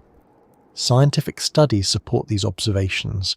However, experienced hikers also acknowledge ongoing unpredictability. Wilderness environments remain dynamic. Weather shifts, wildlife encounters, and terrain changes require continuous attention. Community building emerges as another theme. Trail communities, both local and long distance, share knowledge informally. Mentorship relationships help new hikers develop skills safely. Environmental monitoring initiatives sometimes involve experienced hikers as citizen scientists. Wildlife sightings, plant observations, and trail condition reports contribute valuable data. Gender and diversity perspectives have gained prominence. Organisations promoting inclusive outdoor access work with seasoned hikers to improve safety and comfort for broader participant groups. Technology continues evolving. Satellite communication devices, improved mapping applications, and lightweight gear enhance safety while maintaining wilderness immersion. Environmental conservation challenges remain. Climate change influences weather patterns, vegetation growth, and wildlife distribution. Experienced hikers often observe these changes firsthand. Sustainability awareness influences gear choices. Many hikers now prioritize durable, repairable equipment to reduce environmental impact. Local economies benefit from responsible tourism. Experienced hikers frequently support community businesses while advocating respectful visitation practices. Educational media created by seasoned hikers increasingly emphasize factual context alongside personal narrative. Balanced storytelling helps maintain realistic expectations. Outdoor leadership programs integrate psychological resilience training. Managing uncertainty becomes a core competency. Environmental philosophy discussions sometimes emerge among long-distance hikers. Extended time in nature prompts reflection on human-environment relationships. Documentation practices have improved. Trip planning, route sharing, and emergency contact protocols reduce incident rates. Volunteer trail maintenance remains essential. Experienced hikers often participate in clearing, marking, and erosion control efforts. Wildlife research collaboration occasionally involves hikers reporting sightings. These data inform conservation strategies. Despite increased knowledge, many seasoned hikers still describe moments of quiet reflection or mild unease, particularly in unfamiliar sections. They generally interpret these moments as part of the wilderness experience rather than anomalies. Professional outdoor educators emphasize gradual skill development. Confidence builds through repeated exposure rather than isolated trips. Environmental aesthetics continue drawing people to Appalachian trails. Layered forests, varied terrain, and seasonal change provide enduring appeal. Scientific research confirms psychological benefits of nature exposure across experience levels. Even short visits improve mood and attention. Seasoned hikers often encourage newcomers to approach trails with curiosity rather than fear. Balanced preparation supports positive outcomes. Cultural storytelling traditions remain appreciated as heritage rather than literal threat by many experienced visitors. As discussion moves forward, attention often turns toward practical considerations for walking these trails with awareness, because combining environmental knowledge, psychological preparedness, and respectful engagement shapes how safely and comfortably people experience the Appalachian landscape today. Spending time on remote Appalachian trails tends to become more comfortable and rewarding when awareness replaces uncertainty. Awareness in this context does not mean constant tension or hypervigilance. It refers to steady observation, preparation, and a balanced understanding of how the environment works. Hikers who develop this approach often describe their experiences as calmer, more enjoyable, and more predictable even when conditions change. Preparation begins before stepping onto the trail, reviewing maps, understanding elevation profiles, checking seasonal weather trends, and learning about local wildlife all reduce unknowns. Many experienced hikers spend time studying trail reports or ranger updates. These sources provide current information about trail conditions, closures, or recent weather effects. This step does not eliminate surprises entirely, but it narrows the range of possibilities. Navigation skills remain central to awareness. Carrying a physical map and compass alongside electronic devices provides redundancy. Learning how to read contour lines, identify ridges and valleys, and track directional progress using landmarks builds confidence. GPS technology is helpful, but knowing how to orient without it ensures continuity if batteries fail or signals weaken. Weather awareness deserves equal attention. Appalachian conditions can shift quickly due to elevation gradients and humidity patterns. Monitoring cloud formation, wind direction, and temperature changes helps anticipate shifts. Packing layered clothing allows adjustment without discomfort. Comfort directly influences perception. A hiker who feels physically secure interprets surroundings more calmly. Hydration and nutrition support cognitive clarity. Regular water intake prevents subtle dehydration that affects concentration. Balanced snacks maintain blood sugar stability, reducing irritability and mental fatigue. Outdoor education programs consistently highlight these physiological factors because they influence both safety and emotional experience. Footing awareness matters in uneven terrain. Appalachian trails often include roots, rocks, and variable soil conditions. Watching step placement reduces injury risk. Trekking poles help maintain balance on slopes. Injury prevention contributes significantly to psychological comfort. Wildlife awareness focuses primarily on understanding behavior rather than fearing encounters. Most animals avoid humans. Proper food storage, maintaining distance, and recognizing common animal sounds prevent unnecessary alarm. Educational materials about regional species improve familiarity. Camp selection influences nighttime comfort.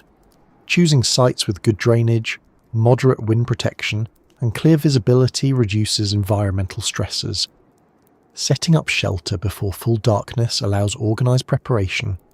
Organized gear reduces nighttime confusion.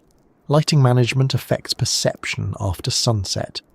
Using headlamps with adjustable brightness prevents excessive contrast. Carrying spare batteries ensures continuity. Soft ambient lighting within camp areas improves orientation without disturbing wildlife. Sleep routines contribute to mental resilience. Establishing consistent evening habits, light stretching, hydration, quiet reflection, prepares the body for rest. Adequate sleep supports decision-making and emotional regulation the following day. Communication planning enhances safety. Informing someone of intended routes and return timelines provides backup if unexpected delays occur. Satellite communication devices or locator beacons add additional reassurance in remote sections. Mental pacing is often overlooked but important. Planning realistic daily distances prevents late-day fatigue that could impair navigation or judgment. Allowing time for rest, observation, and hydration supports sustainable travel. Environmental observation skills develop naturally with practice. Recognizing bird behavior changes, plant indicators of moisture, or terrain patterns improves situational awareness. These skills transform uncertainty into information. Respect for cultural context enhances experience. Learning about indigenous history, early settlement patterns, and local traditions fosters appreciation beyond recreation. Cultural awareness encourages respectful interaction with both landscape and communities. Leave no trace principles support environmental sustainability and personal safety. Minimizing impact preserves trail conditions for future visitors and reduces ecological disruption that could alter wildlife behaviour. Technological awareness includes understanding device limitations, knowing how canopy density affects GPS signals or how temperature influences battery performance prevents misinterpretation of normal behaviour as malfunction. Group communication improves collective awareness. Clear discussion of pace, route decisions and comfort levels maintains cohesion. Shared understanding reduces individual stress within group hikes. Solo hikers often develop internal check-in routines. Periodic assessment of hydration, energy, navigation status, and weather awareness maintain stability. Structured self-monitoring replaces external feedback. Environmental education programs increasingly emphasize psychological readiness alongside physical preparation. Understanding how perception adapts in wilderness reduces unnecessary anxiety. Community engagement strengthens awareness. Local ranger stations, outdoor clubs, and volunteer groups provide updated information and experiential knowledge. Interaction with these networks enriches preparation. Mindfulness practices integrate naturally with hiking. Paying attention to breathing, foot placement, and environmental details enhances both safety and enjoyment. Research shows mindfulness improves stress regulation. Emergency preparedness remains essential. Carrying basic first aid supplies, extra clothing, and emergency shelter options provides safety margins. Preparation reduces fear because contingency plans exist. Seasonal awareness shapes expectations. Autumn leaf fall affects footing and sound. Spring rain increases stream flow. Summer heat requires hydration vigilance. Winter conditions demand additional insulation. Environmental ethics extend beyond conservation. Respectful behaviour toward other hikers, local communities, and wildlife contributes to positive shared experiences. Technological documentation, such as journaling or photography, can enhance awareness when used thoughtfully. Recording observations encourages deliberate attention without distraction. Outdoor leadership training often integrates scenario planning. Considering potential challenges in advance improves response efficiency. Psychological resilience grows through experience.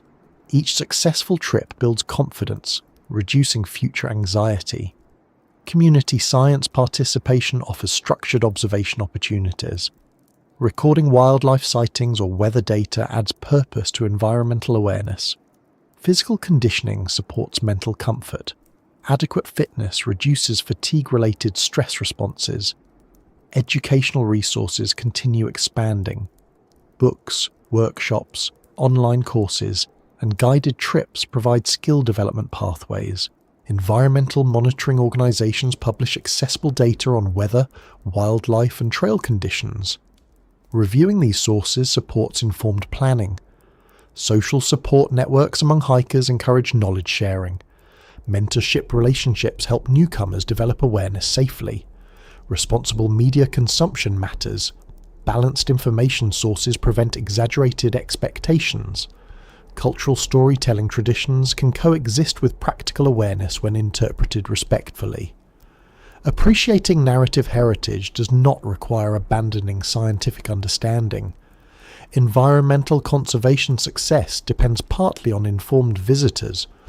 Awareness encourages stewardship. Long-term engagement with wilderness often shifts perspective from novelty to familiarity. Familiarity supports calm observation. Scientific research consistently shows nature exposure benefits mental health when approached with preparation and understanding. Despite comprehensive preparation, unpredictability remains inherent to wilderness environments. Accepting that reality fosters flexible awareness rather than rigid expectation. Many hikers describe awareness not as vigilance but as attentiveness, a steady, calm noticing of surroundings without tension. As this exploration gradually approaches its closing reflections, attention naturally turns toward how all these elements, history, environment, perception, and experience, come together to shape the enduring reputation of this Appalachian trail and the quiet impression it leaves on those who walk it. As time passes and more people walk this Appalachian trail, the reputation surrounding it tends to settle into something quieter than the dramatic stories might suggest at first. It is less about fear in a literal sense, and more about the way certain landscapes encourage deeper awareness. The mountains here are old, the forests dense, and the human history layered across centuries.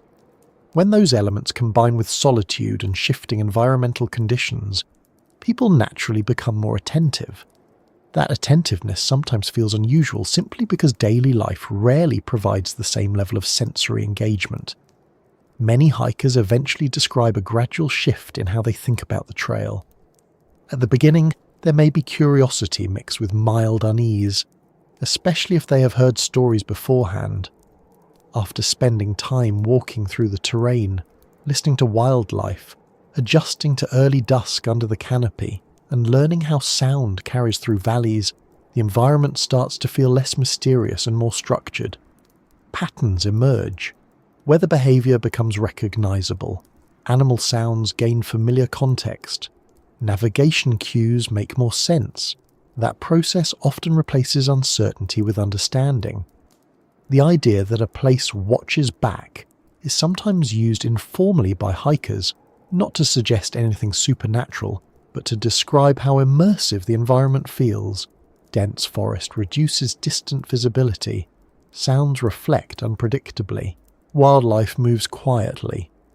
These factors naturally create the sensation of being observed even when nothing unusual is present.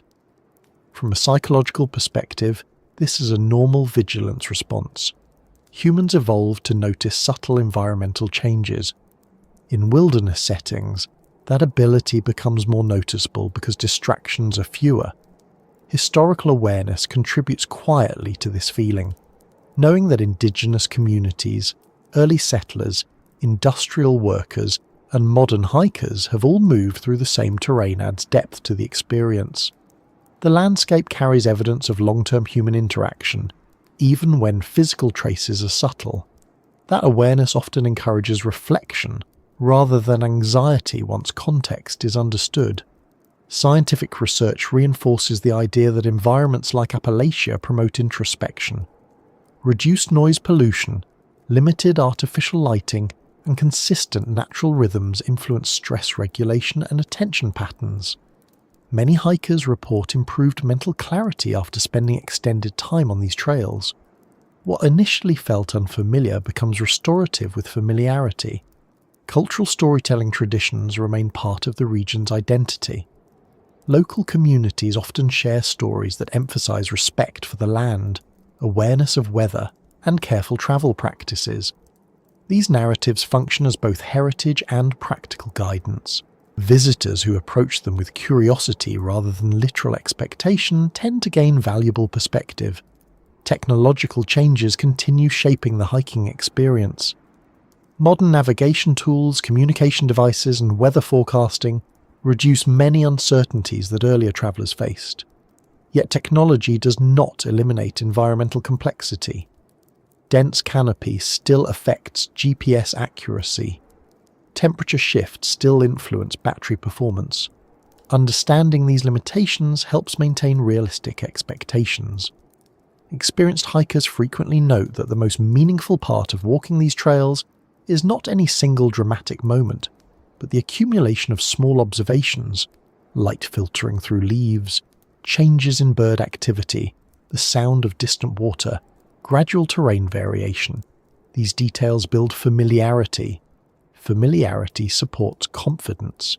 Community connections also grow over time.